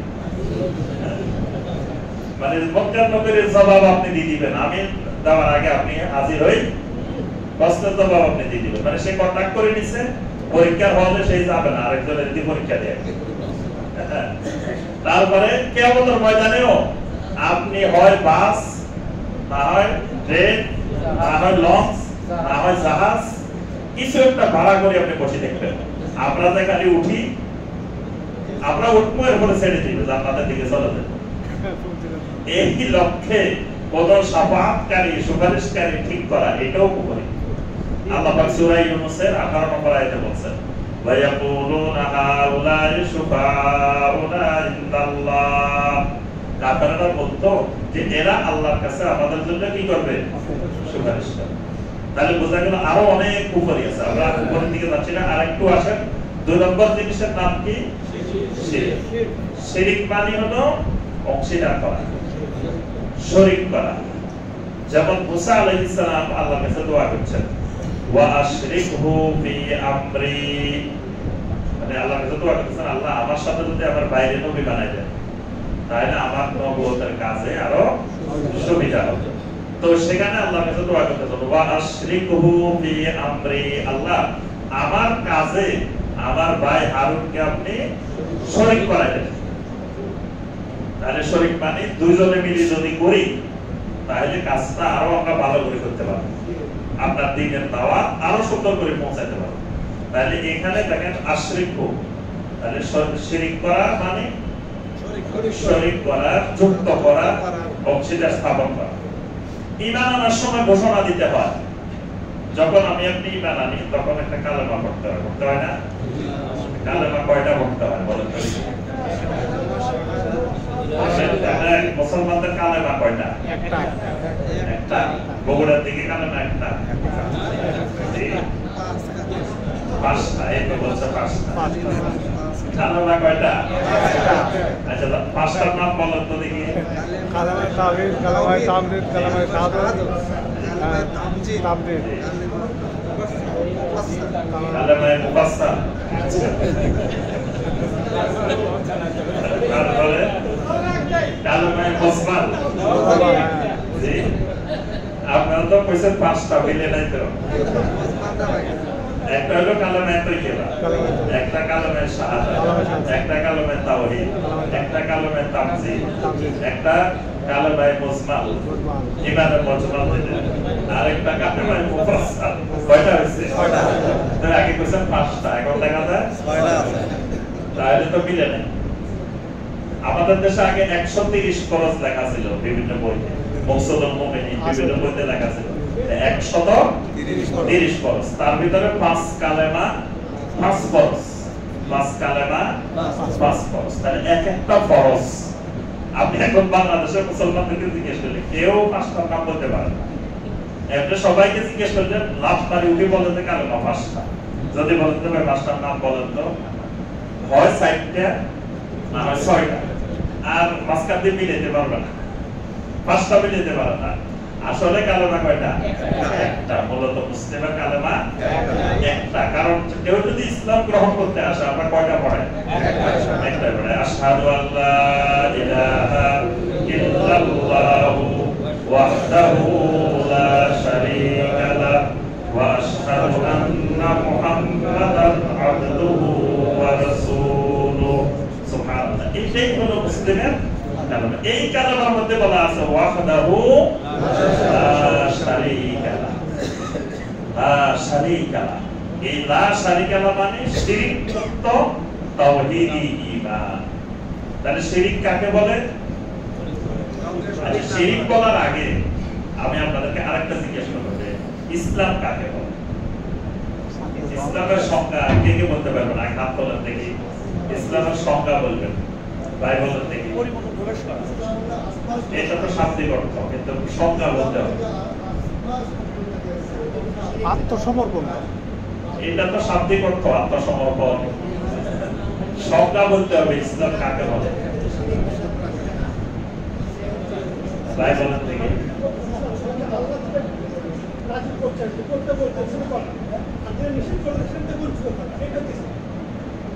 এখন ইসলামের সংজ্ঞা নিজে নিজে বানাইলে তো হবে। এটা তো আমাদের চিন্তা, ঠিক আছে, সবার কথাই ঠিক আছে, কিন্তু এগুলো আমাদের নিজস্ব চিন্তার কথা। কিন্তু ইসলামের তো একটা সংজ্ঞা আছে, ঠিক আছে। এখন ইসলামের সংজ্ঞা দেখবেন বিভিন্ন আকীদার কিতাবে, বিভিন্ন কিতাবে ইসলামের একটা সংজ্ঞা দেওয়া আছে যে ইসলাম কাকে বলে। এই জিনিসটা একজন মুসলিমের জানা জরুরি, কারণ আমার দিন হলো ইসলাম। কবরে গেলে আমার 3টা প্রশ্নের একটা প্রশ্ন কি? ওয়ামা দীনুকা। আমাকে উত্তর দিতে হবে কি? দীনুল ইসলাম। দেখো ইসলাম, ইসলাম কি? ফেরেশতারা যদি কয় আচ্ছা দাও বলো দেখি ইসলাম কাকে বলে, এবার কি বলবেন? ইসলামের সংজ্ঞা হলো 3টা জিনিস মনে রাখবেন ভালো করে। ওয়াল ইসতিসলামু লিল্লাহি বিত তাওহীদ। আল ইসতিসলামু লিল্লাহি বিত তাওহীদ মানে তাওহীদের ভিত্তিতে আল্লাহর কাছে আত্মসমর্পণ করা। প্রথম কথা, তাওহীদের ভিত্তিতে আল্লাহর কাছে আত্মসমর্পণ করা। তারপরে ওয়াল ইনকিয়াদু লাহু বিত তাআ, আল্লাহর আনুগত্যের মাধ্যমে আল্লাহর হুকুমকে মেনে নেওয়া। আল্লাহর হুকুমগুলোকে ইনকিয়াদ করা, ইয়াদ বলার মধ্যে ফাসায় না। এটার ভিতরে হইছে ওয়ামা আতাকুমুর রাসূল ফাখুযুহু ওয়া মা নাহাকুম আনহু। আল্লাহর আনুগত্য। আল্লাহ যদি বসে থাকতে কয় বসে থাক। যখন আরাফাতের ময়দানে গেলে এখানে ইবাদত কি? আরাফাতের ময়দানের কাজ কি? ওখানে বসে থাক। না আলোচনা না করলেও অসুবিধা নেই। আলোচনা না তসবিহ তাহলে জিকির আজকার আমরা ভালোর জন্য করি, কিন্তু হজের ফরজ হলো আপনি খালি আরাফার ময়দানে বসে থাকলে ফরজ আদায় হয়ে যাবে। অবস্থান করা। এজন্য যারা অসুস্থ, যারা রোগী, এদেরকে সৌদি সরকার অ্যাম্বুলেন্সে করে ওই আরাফার ময়দানে নিয়ে যায়। ওনারা আরাফার ময়দানে শুয়ে রয়েছে অসুস্থ অবস্থা, কিন্তু তাদের হজ হয়ে গেছে। তাহলে আল্লাহ এখানে বলতেছে বান্দা বসে থাক। এই বসে থাকার নাম ইবাদত। মুজদালিফায় আসছেন, আল্লাহ পাক কয় এখানে শুয়ে থাক। এখানে খালি শুয়ে থাকবেন, এখানে শুয়ে থাকার নাম কি? ইবাদত। যখন আল্লাহর ঘরে আসবেন, আল্লাহ কয় ঘরের চারিপাশে হাত, খালি ঘুরে ঘুরে কি কর? হাত। এই হাঁটার নাম কি? ইবাদত। যখন সাফা মারওয়া গেছেন, আল্লাহ কয় এখানে দৌড়তে, এখানে দৌড় দেওয়ার নাম ইবাদত। যেখানে আল্লাহ যেভাবে থাকতে বলবেন, যা করতে বলবেন, যা থেকে দূরে থাকতে বলবেন, এটার নাম ইসলাম। ওয়ালানকিয়াদু লাহু বিত-তাআ ওয়াল বারাআতু মিনাশ শিরকি ওয়া আহলিহি। 3 নম্বর হলো শিরক এবং শিরককারী থেকে সম্পর্ক বিচ্ছিন্ন করা। শিরক থেকেও বিচ্ছিন্ন হওয়া, শিরককারী থেকেও বিচ্ছিন্ন হওয়া। এখন দেখবেন বাংলাদেশের দোয়ায় কুনুত আছে না? তো মসজিদে দোয়ায় কুনুত পড়ে, ওয়া নাখলাউ ওয়া নাতরুকু মা ইয়ামজুরুকা। আল্লাহ তোমার নাফরমানি যারা করে এদেরকে আজকে থেকে আমি খোলা তালাক দিয়ে দিলাম। ওয়া নাখলাউ, নাখলাউ মানে কি? একবারে খোলা, মানে পৃথক হয়ে গেলাম, আলাদা হয়ে গেলাম। ওয়া নাতরুকু, এদেরকে আমি বর্জন করলাম, এদের সাথে আমার আর কোনো সম্পর্ক নাই। মসজিদ থেকে বাইরে হই, সামনে চা দোকানে যাই, যত বেনামাজি আছে সিগারেট খাইতেছে, তারপরে টেলিভিশন দেখতেছে, আল্লাহ নাফরমানিতে নিমজ্জিত, এদের সাথে বসে বসে আবার গল্প করতেছে, চা খাইতেছে, আড্ডা দিতেছে। মসজিদের ভিতরে করলো কি, বাইরে করলো কি? তার অর্থ হলে বুঝেই নাই যে ভিতরের মধ্যে দোয়াই করতে কি বলছে এটাই বুঝে নাই।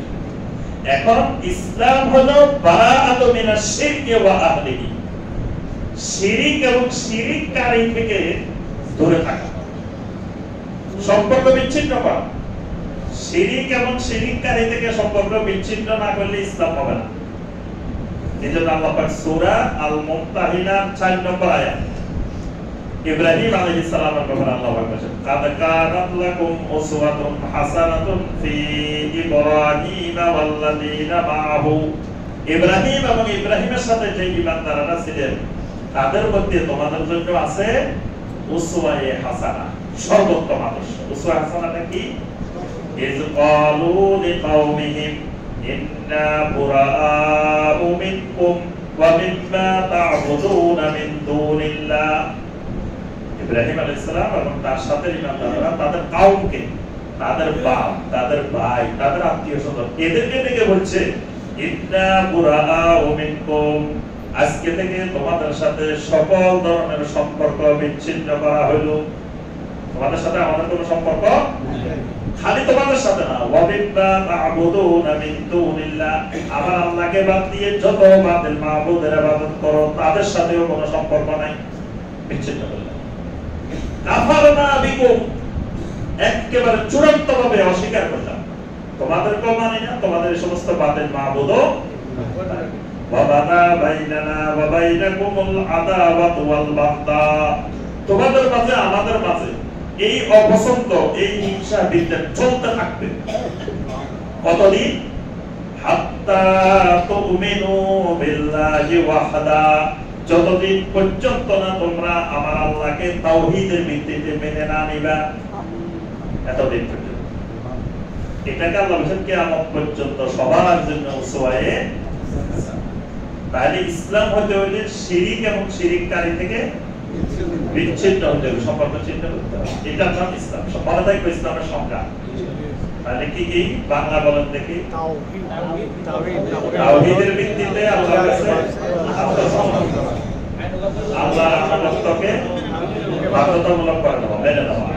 আর শিরিক এবং শিরিককারী থেকে বিচ্ছিন্ন, এটার নাম ইসলাম। এটার নাম ইসলাম। এবার আসলে শিরিক কাকে বলে? শিরিকের সংজ্ঞা বলতে পারবেন কি? এই ইমানি লেখাপড়া করবেন, শয়তান আপনাকে এক রাস্তা দিয়ে দেখলে আপনি এই রাস্তা দিয়ে আসতেছেন, আরেক রাস্তা পাবেন। আজকে মুসলিমদের ইমানি লেখাপড়া নাই, ইমানি জ্ঞান নাই, এই কারণে শয়তান সবাই দোস্ত বানাই ফেলছে, বন্ধু বানাই ফেলছে। ইমানের জ্ঞান নাই, ইমানের জ্ঞানের চরম অভাব। দেখবেন লক্ষের মধ্যে, কোটির মধ্যে একজনে ইসলাম কাকে বলে জানে, এমনি সে দিব্যি আরামে পরিচয় দিচ্ছে সে মুসলিম, সে ইসলাম। শিরিক কাকে বলে জানে না, তাওহীদ কাকে বলে জানে না, কুফর কাকে বলে জানে না। আচ্ছা, শিরিক কাকে বলে বলেন দেখি?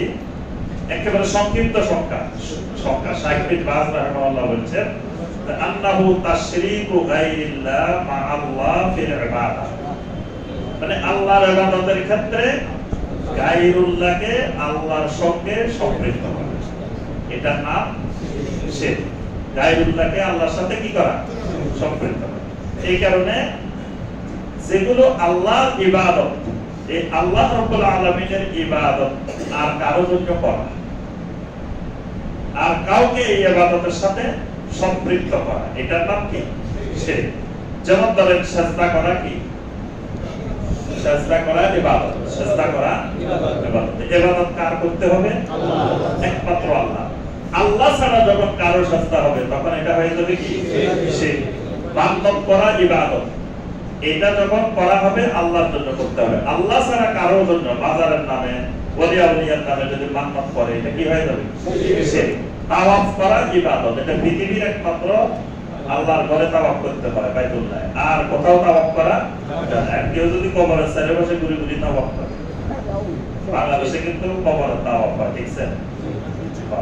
এই এটা হলো শিরক। এরপরে দোয়া, দোয়া ইবাদত, এটা করতে হবে কার কাছে? একমাত্র আল্লাহ।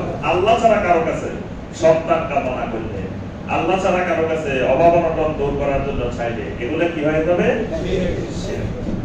আচ্ছা, আরেকটা হলো ধরুন রব, আমাদের রবকে একমাত্র আল্লাহ। আল্লাহ ছাড়া কাউকে যদি রব মানে তাহলে কি হবে? শিরক। আল্লাহ ছাড়া রব আছে? আপনাদের বগুড়ায় আছে? আল্লাহ ছাড়া রব আছে? নাই। এই ইমানি লেখাপড়া নাই, এই জন্য রব নাই। ইমানি লেখাপড়া থাকলে অনেক সময় দেখুন আপনি নিজেই রব হয়ে বসে দিচ্ছেন, বাইরে খোঁজা লাগতো না, দেখাতে হবে না আপনি রব। রবের অভাব নাই, রব বুঝতে হবে, রবের উপরে লেখাপড়া করতে হবে। আল্লাহ সুবহানাহু ওয়া তাআলা কোরআনে কারিমে বলেন, ইত্তাখাযু আহবারাহুম ওয়া রুহবানাহুম আরবাবাম মিন দুনিল্লাহ। ইহুদি খ্রিস্টানরা তাদের রাজনৈতিক নেতা, তাদের আলেম ওলামা, এদেরকে আল্লাহকে বাদ দিয়ে রব বানিয়ে দিয়েছে।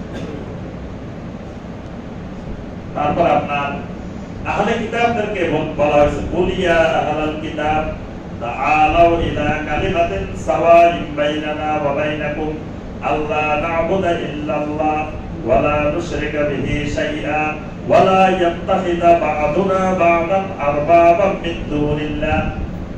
আসল আহলে কিতাবরা আমরা একজন আরেকজনকে আল্লাহকে বাদ দিয়ে রব বানাবো না।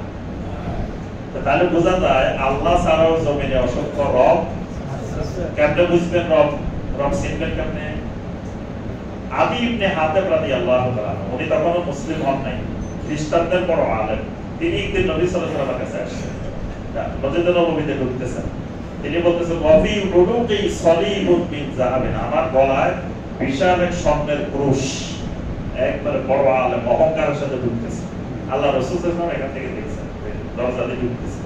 নবী সাল্লাল্লাহু আলাইহি ওয়াসাল্লাম চিন্তা করলেন এর অহংকার প্রথমে ভাঙা দরকার। নবী সাল্লাল্লাহু আলাইহি ওয়াসাল্লাম বলেন, ইতলা আনকা হাযাল ওয়াসাব, ধমক দিয়ে বলছেন, এই তোমার এই মূর্তি ফালাও, তোমার এই মূর্তি নিয়ে এদিকে আসা যাবে না। নবী সাল্লাল্লাহু আলাইহি ওয়াসাল্লামের এই আওয়াজে সে ভয়ে সাথে সাথে মূর্তি খুলে ফেলছে, ক্রুশ খুলে ফেলছে, খুলে তারপরে মসজিদে ঢুকছে। আচ্ছা, ঢুকে নবী সাল্লাল্লাহু আলাইহি ওয়াসাল্লামের সাথে বসছেন, অনেক কথাবার্তা বলছেন। লাস্টে একটা প্রশ্ন হয়েছে, কোরআনের মধ্যে বলা হয়েছে ইহুদিরা খ্রিস্টানরা তাদের আলেমদেরকে কি বানাইছে? রব বানাইছে। তো কই আমরা তো রব, আমাদেরকে কেউ বানায়নি, আমরা তো কারোর বলি না আমি তোমাদের রব, তারাও বলে না আপনি আমাদের রব, তাহলে কেমন রব হয়েছে? নবী সাল্লাল্লাহু আলাইহি ওয়াসাল্লাম বললেন, শোনো, তারা তোমাদের এই আলেম ওলামারা, রাজনৈতিক নেতারা যেটাকে হালাল করছে তোমরা কি সেটাকে হালাল মনে করো নাই? বলছে হ্যাঁ। তারা যেটাকে হারাম করছে তোমরা সেটাকে হারাম মনে করো নাই? বলছে হ্যাঁ। এটাই রব বানানো, এটাই রব বানানো। হালাল হারাম কোনটা করা যাবে কোনটা করা যাবে না এটার অধিকার নির্ধারণ করার অধিকার একমাত্র আল্লাহ, রবের। এটা যদি আর কেউ করে তখন সেই রবের জায়গায় বসে গেছে। সূরা আল-আরাফের 54 নম্বর আয়াতে আল্লাহ পাক বলেন, আলা লাহুল খালকু ওয়াল আমরু তাবারাকাল্লাহু রাব্বুল আলামিন। শোনো, সৃষ্টি যার, হুকুমও চলবে, আইনও চলবে, বিধানও চলবে, এটাই তাবারাকাল্লাহু রাব্বুল আলামিন, এটাই হলো রব্বুল আলামিন, এটাই রব। এখন যদি আল্লাহ ছাড়া কেউ যদি আইন বানায়, আল্লাহ ছাড়া কেউ যদি আমাদের জন্য আইন তৈরি করে, তারা আমাদের কি? রব। তারা ওই আমলের কাজ হাতে নিয়ে নিচ্ছে, রবের কাজ হাতে নিয়ে নিচ্ছে। অথচ রব খুঁজে পায় না। দেখবেন মুসলমানদেরকে জিজ্ঞেস করেন, রব খুঁজে পায় না। কত রব রাস্তাঘাটে ঘুরে, রবের অভাব আছে। আল্লাহ ছাড়া কাউকে রব বানানো, বানালে কি হবে? আরো শিরকের অনেক প্রকারভেদ, অনেক শিরক আমাদের সমাজে আছে। তো সম্মানিত ভাই ও বোনেরা, আমরা তাওহীদ আমাদের সবচেয়ে বড় সম্পদ। এজন্য বান্দার উপরে প্রথম ফরজ, আউয়ালু ওয়াজিবিন আলাল আবিদে মা'রিফাতুর রহমান বিত তাওহীদ। বান্দার উপরে প্রথম ফরজ তাওহীদ শিখতে হবে, তাওহীদ জানতে হবে। তাওহীদের জ্ঞান ফরজে আইন। ফা'লাম আন্নাহু লা ইলাহা ইল্লাল্লাহ, লা ইলাহা ইল্লাল্লাহর জ্ঞানটা এলেমটা ফরজে আইন, এটা সবাইকে শিখা লাগে। এই তাওহীদ নষ্ট করে বড় বড় দুইটা জিনিস, কুফর আর শিরক। এই কুফর আর শিরিক আমাদের সমাজে মুসলিমদের মধ্যে রন্ধ্রে রন্ধ্রে ঢুকে গেছে। এই জন্য এই দুনিয়া সম্পর্কে আমাদের ব্যাপক জ্ঞান অর্জন দরকার, বোঝা দরকার, নিজেরা কুফর শিরিক থেকে বাঁচা দরকার, পুরা সমাজকে কুফর এবং শিরিক থেকে বাঁচার জন্য আমাদের দাওয়াত দেওয়া দরকার। আল্লাহ রাব্বুল আলামিন আমাদের সবাইকে তৌফিক দান করুন। আল্লাহ পাক আমাদের সবাইকে শিরিক মুক্ত, কুফর মুক্ত, ঈমান ও আমল নসিব করুন। আল্লাহ পাক আমাদের সকলের উপর রহম করুন। আল্লাহ রাব্বুল আলামিন এই সূত্রাপুর আহলে হাদিস জামে মসজিদকে আল্লাহ পাক কবুল ও মঞ্জুর করেন।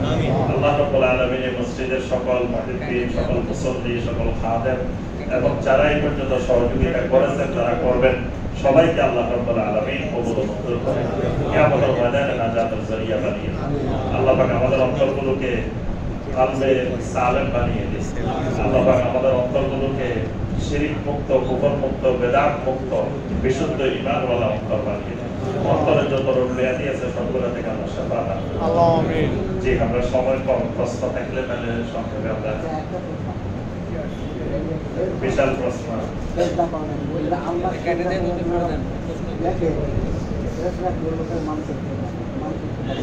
জি, বুঝি নাই কথা না।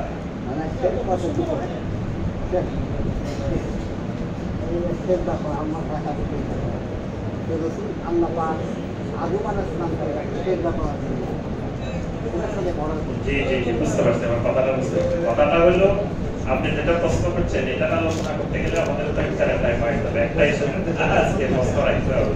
এটা অনেক লম্বা আলোচনা। এবং যারা কবর পূজারী, যারা সাজদা করে কবরে, তাদের বড় দলিল এটা যে তারা বলে যে যদি কবরে সাজদা করলে বা কাউকে সাজদা করলে শিরক হয়, আল্লাহ পাক ফেরেশতাদেরকে কেন বলছে যে আদমকে সাজদা করা হবে? আদমকে সাজদা করতে শিরক হয় না, তাহলে এটা বললে কেন হবে? এটার অনেকগুলো জবাব আছে। এক নম্বর জবাব, এখানে যে সাজদা, এই সাজদার দুইটা দিক, একটা আবিধানিক শাব্দিক দিক, একটা শরীরী দিক।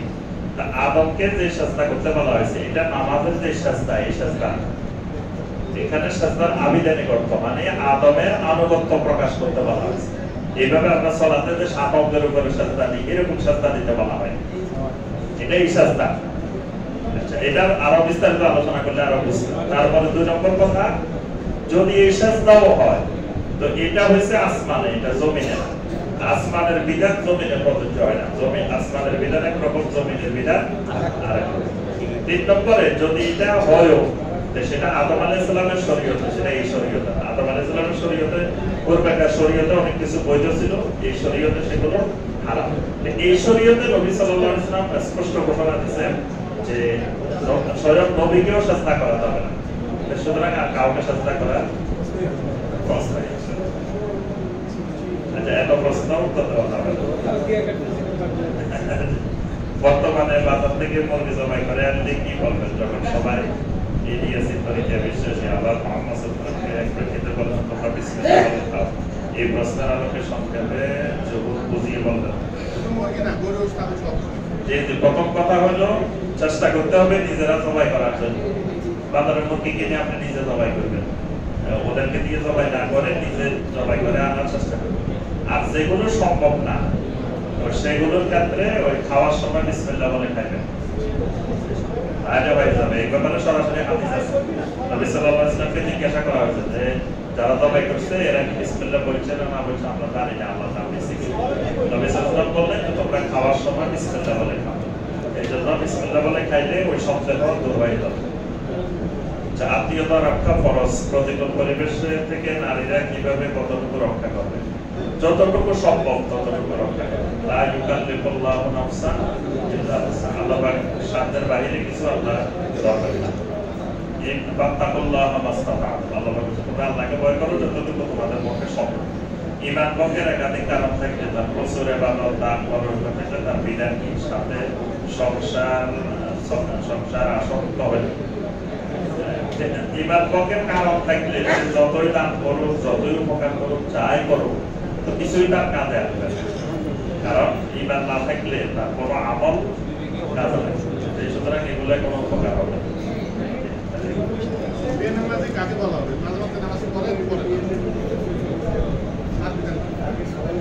মেয়েদের রমজানের বাকি রোজা আগে নাকি শাওয়াল মাসের রোজা আগে রাখতে হবে, এটা নিয়ে আহলুল ইলমের অনেকগুলো বক্তব্য আছে। তবে সবগুলা মিলিয়ে আমরা যেটা বলবো প্রথম হলো যেই মায়ের পক্ষে সম্ভব কাজাগুলো রেখে দিতে পারবেন এই মাসে, আগে কাজাগুলো রেখে তারপরে এই 6টাও রাখবেন। আর যার পক্ষে সম্ভব না, যিনি মনে করতেছেন না এই 6টা রেখে আরো অতিরিক্ত এগুলো সম্ভব হবে না, তাহলে তিনি এই 6টা আগে মাসে রেখে ফেলবেন। কারণ এই 6টা তো এই মাস গেলে আর রাখা সম্ভব, ওইটা মাসে আর রাখতে পারবেন, কিন্তু কাজাটা তো আপনি পরবর্তীতেও রাখতে পারবেন। এবং যে এই ব্যাপারে যে আমাদের আয়েশা হাদিস আছে, সে শাবান মাসে নবী সাল্লাল্লাহু আলাইহি ওয়াসাল্লাম রোজা রাখতেন। আমাদের আয়েশা বলছেন আমিও আমার বাঁকা রোজাগুলো আমরা রেখে ফেলতাম। তাহলে আমাদের আয়েশারা তো মাঝে মধ্যে ওই শাবান মাস পর্যন্ত নিয়ে যেতেন। এই জন্য পরবর্তীতেও রাখা যাবে, তবে আগে ফরজগুলো রাখে ফেললে ভালো। আমি কদিন বাসি, কদিন পরে, কদিন থাকে, ঠিক আছে। এই জন্য ফরজগুলো আগে রেখে ফেললাম, পাশাপাশি 6টাও রেখে ফেললাম। আর রমজানে তো সিয়ামের একটা অভ্যাস হয়ে যায়, এই জন্য সাথে সাথে শুরু করলে এই মাসের সিয়াম পালন করা সহজ। মাঝখানে আবার গ্যাপ হয়ে গেলে পরে শুরু করলে আবার কঠিন লাগে। স্বামী ও স্ত্রীর অটো তালাক এ সম্পর্কে অটো তালাক হলো স্বামী বা স্ত্রী যে কোনো একজন কুফরি করলে বা শিরক করলে তখন স্বামী স্ত্রীর তালাক হয়ে যায়। তালাক হলে আবার যখন উনি শিরক থেকে ফিরে আসবে বা কুফরি থেকে ফিরে আসবে, তখন আবার তাদের বিবাহ নবায়ন করে নেবেন, তাহলে তো হয়ে যাবে, আর কোনো অসুবিধা নেই। ওইটা অটো হয় না, প্রশ্নের অভাব নেই। আচ্ছা, আবার প্রশ্ন হচ্ছে ব্যবসা সম্পর্কে যেসব মেডিসিনের উপর ফিজিশিয়ানস নন ফর সেল লেখা থাকে, এসব পণ্য ক্রয় বিক্রয় করে ব্যবসা করা যাবে কিনা? কারণ এসব পণ্য একটা দোকানে ক্রয় বিক্রয় বিষয়। তো এই ফতোয়ার উত্তর তো আপনি দিয়ে দিচ্ছেন, উত্তর তো প্রশ্নপত্রেই আছে, বলছেন যে এটা আইনগতভাবেও নিষেধ। তারপরে এটা ক্রয় বিক্রয় করার ব্যাপারের উপরে লেখাই আছে নন ফর সেল, এটা বিক্রি করার, এটা বলতে আবার আছে। হ্যাঁ, সুতরাং এটা দিয়ে ব্যবসা করা যায় হবে না, এটা গরিবের হক, তার হক। আমার এবং আমার পরিবারের মনে হচ্ছে কেউ আমাকে কালো জাদু করেছে। ইসলামী দৃষ্টিকোণ থেকে চিকিৎসা কিভাবে করবো? কোনো আলেমের কাছে গিয়ে চিকিৎসা নেওয়া যাবে কি? আপনি যদি দেখেন যে আপনার এমন রোগ, যে রোগের ডাক্তার বলতেছে যে কোনো রোগ নাই, কিন্তু তারপরেও আপনি অসুস্থ, তাহলে আপনি ধারণা করতে পারেন যে আপনার উপরে কোনো জাদু হয়েছে। এটা যারা রোগীর শরীরিয়া করেন, মানে কোনো প্রকার শিরক ছাড়া যারা রোগিয়া করেন, এরকম ফল আমাদের কাছে চাইবেন, ওনাদের থেকে চিকিৎসা নেওয়ার চেষ্টা করবেন।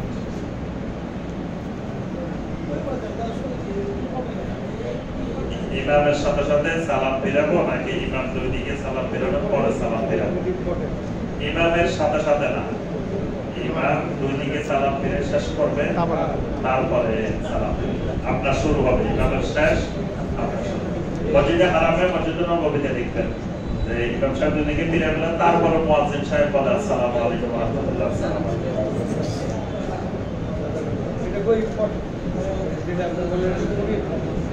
ইসরায়েলি পণ্য বয়কট করা আমাদের কতটুকু ইমানি দায়িত্ব? যদি এখন আমরা ইসরায়েলি পণ্য ব্যবহার করি তাহলে গুনাহ হবে কি? বর্তমানে সারা পৃথিবীর সমস্ত ওলামায়ে কেরামে এই ব্যাপারে জোর দিয়েছেন, যেহেতু ইহুদিরা আমাদের বাইবেলের উপরে নির্যাতন করতেছে, আমরা যদি তাদের পণ্য গ্রহণ করি, কিনি, আমাদের এখান থেকে যে লাভটা, যে ব্যবসাটা হচ্ছে তাদের, এটা দিয়ে তো আমাদের বাইরেকে তারা হত্যা করতেছে। তো এবং শুধু তাদেরকে না, শুধু ইসরায়েল না, ইসরায়েলকে যারা সহযোগিতা করে তাদের পণ্য, কারণ তারাও তো এই টাকাগুলো দিয়ে তাদেরকে সহযোগিতা করতেছে, পরোক্ষভাবে তো আমাদের টাকা দিয়ে, আমাদের থেকে টাকা নিয়ে আমাদের বাইরেকে মারতেছে। এই জন্য এই শুধু ইসরায়েল না, ইসরায়েল প্লাস ইসরায়েলকে যারা সমর্থন দিচ্ছে, সহযোগিতা করতেছে, তাদের পণ্য সকলেই বর্জন করা উচিত এবং যথাসম্ভব চেষ্টা করবেন দেখে দেখে এদের পণ্যগুলো না কিনে, বরং নিজের দেশের পণ্য বা মুসলিম দেশের পণ্য এগুলো কেনার জন্য চেষ্টা করবেন। কিন্তু আমাদের মাথায় একটা জিনিস ঢুকে আছে, নিজের দেশের জিনিস ভালো হলেও কিনতে চায় না, বাইরের জিনিস খারাপ হলেও এটা কেনার জন্য, বিদেশি জিনিস, বিদেশি নাম শুনলে কেনার জন্য আগ্রহী। এই জন্য আমরা দেশের জিনিস, মুসলিম দেশের জিনিস এগুলো ব্যবহার করার চেষ্টা করবেন। ঈদের সালাতের পূর্বে মাইকিয়ে তাকবীর পাঠ করা যাবে কি? দয়া করে বিস্তারিত জানাবেন। ঈদের সালাতের আগে ইচ্ছা করলে মাইকিয়ে তাকবীর পাঠ করতে পারেন, এটাতে শরীরে অসুবিধা নেই। মসজিদে হারামে আমি তো কয়েকবার ছিলাম রমাদানে, তো আপনার সেখানে এই ঈদের দিন সকালে মুয়াজ্জিন সাহেবরা 22 রিয়াল ঈদের নামাজের আগ পর্যন্ত তাকবীর বলতে থাকেন, মাইকে বলতে থাকেন। এটাতে শরীরে কোনো অসুবিধা নেই। ইমাম ও মুক্তাদি সকলেই কি সামি আল্লাহু লিমান হামিদা বলবে? মুক্তাদিদের উপরে সামি আল্লাহু লিমান হামিদা বলা জরুরি না। আমি ওই দিন এক জায়গায় নামাজ পড়ছি আপনার দিনাজপুরে, তো দেখলাম যে ইমাম সাহেব আপনার সামি আল্লাহু লিমান হামিদা বলার পরে জোরে জোরে ইমাম সাহেবও বলে রাব্বানা ওয়া লাকাল হামদ। এটা আমি আর কোথাও দেখিনি। পরে ওনাকে জিজ্ঞেস করবো মনে করছি, কিন্তু সময় পাইনি। ইমাম সাহেবও বলতেছে রাব্বানা ওয়া লাকাল হামদ, জোরে বলতেছে। মুসল্লিরা তো আস্তে আস্তে বলতেছে, ইমাম সাহেব সামি আল্লাহু লিমান হামিদা আবার জোরে বলতেছে রাব্বানা ওয়া লাকাল হামদ। তো এই ক্ষেত্রে মুসল্লিরা সামি আল্লাহু লিমান হামিদা বলা জরুরি না। ইমাম সামি আল্লাহু লিমান হামিদা বলবে, আর ইমাম চাইলে রাব্বানা ওয়া লাকাল হামদ বলতে পারে। মুসল্লিরা শুধু রাব্বানা ওয়া লাকাল হামদ বলবে, সেটা বলতে পারেন। হামদান কাসীরান তাইয়িবান মুবারাকান বললে কোনো অসুবিধা হবে না। কারো কারো মত আছে, কোনো আলুল আলমের মত আছে মুসল্লিরাও সামি আল্লাহু লিমান হামিদা বলবে, সুতরাং বললে কোনো অসুবিধা হবে না। না জেনে শিরক করলে কি পিছনের আমল নষ্ট হয়ে যাবে? এই ক্ষেত্রে আপনার সাইফিন বাসদার প্রবলেম হচ্ছে না জেনে করলেও বাধা হয়ে যাবে। কারণ আপনার সূরা তাওবার ৬৬ এবং ৬৫ নম্বর আয়াত, সেখানে আল্লাহ বলেছেন কুল আবিল্লাহি ওয়া আয়াতিহি ওয়া রাসূলিহি কুনতুম তাস্তাহজিউন লা তা'তাদিরু কাদ কাফারতুম বা'দা ঈমানিকুম। এখানে বলা হয়েছে যে আপনার ওই যেই ব্যক্তি নবী সাল্লাল্লাহু আলাইহি ওয়াসাল্লামকে নিয়ে ঠাট্টা বিদ্রূপ করছিল, সে বলছে যে আমরা তো জানতাম না, এটা করলে যে ইমান চলে যাবো, এটা তো আমরা বুঝি। আল্লাহ পাক বলছেন যে লা তা'তাদিরু, কোনো ওযর পেশ করিও না, ওযর গ্রহণযোগ্য না। কাদ কাফারতুম বা'দা ঈমানিকুম, তোমরা ঈমান আনার পরে কুফর করেছো। এখানে আল্লাহ বলছে ওযর গ্রহণযোগ্য না, তারা না জানার ওযর দিছিল। এদের সাইফিন বাজরা আল্লাহ ফতোয়া হলো কোন ব্যক্তি যদি না জেনেও কুফরি করে, না জেনেও শিরক করে, তাও তার ঈমান চলে যাবে। না জানা এই ক্ষেত্রে গ্রহণযোগ্য না, সে জানলো না কেন? সে মানুষ একটা মারি ফেলছে, কয় যে আমি জানি না, মানুষ মানলে তো করে দেবে, এটা তো গ্রহণযোগ্য না। শেষ হয়ে গেছে। আমরা রাস্তাঘাটে ছবি দিয়ে ঈদের শুভেচ্ছা জানানো যাবে কি? না, মানুষের ছবি দিয়ে ওইভাবে জানানো এটা ইসলামী শরিয়া সম্মত না। এটা তো রাজনৈতিক শুভেচ্ছা, এটা শরিয়া সম্মত শুভেচ্ছা। ঋণ দিলে মূল্যস্ফীতির কারণে টাকার মান কমে যায়, গ্রহণের সময় করণীয় কি? টাকার মান কমে গেছে বলতে কি? আমি 1000 টাকা একজনকে ধার দিছি, 1 বছর পর ওটার দাম কমে 1000 ওটা তো 980 টাকার মতো হয়ে গেছে। যেহেতু মূল্যস্ফীতির কারণে সেম প্রোডাক্ট আমি কিনতে পারতেছি না, আমাকে বেশি দাম দিয়ে কিনতে হচ্ছে। তো এই সময় তো না, ঋণ যেহেতু মানে কর্জে হাসানার ক্ষেত্রে বেশি নেওয়ার কোনো সুযোগ নেই। কিন্তু আমার তো টাকার মানটা কমে গেছে, আমি টাকার মান 1000, কিন্তু ওই 1000 টাকা দিয়ে কিন্তু আমি সেম প্রোডাক্টটা কিনতে পারছি। এখন এটা একটা অবিচার। বুঝতে পারছি। এখানে আপনার ওই 1000 টাকাই নিতে হবে। 1000 টাকা মান কম হোক আর বাড়ুক যাই হোক, 1020 টাকা নেওয়ার সুযোগ নেই। আমার সাথে অন্যায় হবে, আমার টাকার মান কমে গেল না। অন্যায় হবে না। এই জন্য আপনি তো এখানে ব্যবসার জন্য আগে ঋণ দেন না, ঋণটা হলো কর্জে হাসানা। আপনি আপনার বাইরে একটু সহযোগিতা করেন, ওই অ্যামাউন্ট তো আমি রিসিভ করতে পারবো না। এটা মান না, এটা পরিমাণ। কর্জে হাসানা সে যদি না দিতে পারে, আপনি তো তারে পুরো মাফ করে দিবেন। লসের বিনিময়ে সোয়াব। হ্যাঁ, কর্জে হাসানা সে যদি না দিতে পারে, অক্ষম হয়ে পড়ে, আপনি পুরো তারে মাফ করে দিতে হবে। এর কোনো অসুবিধা নেই।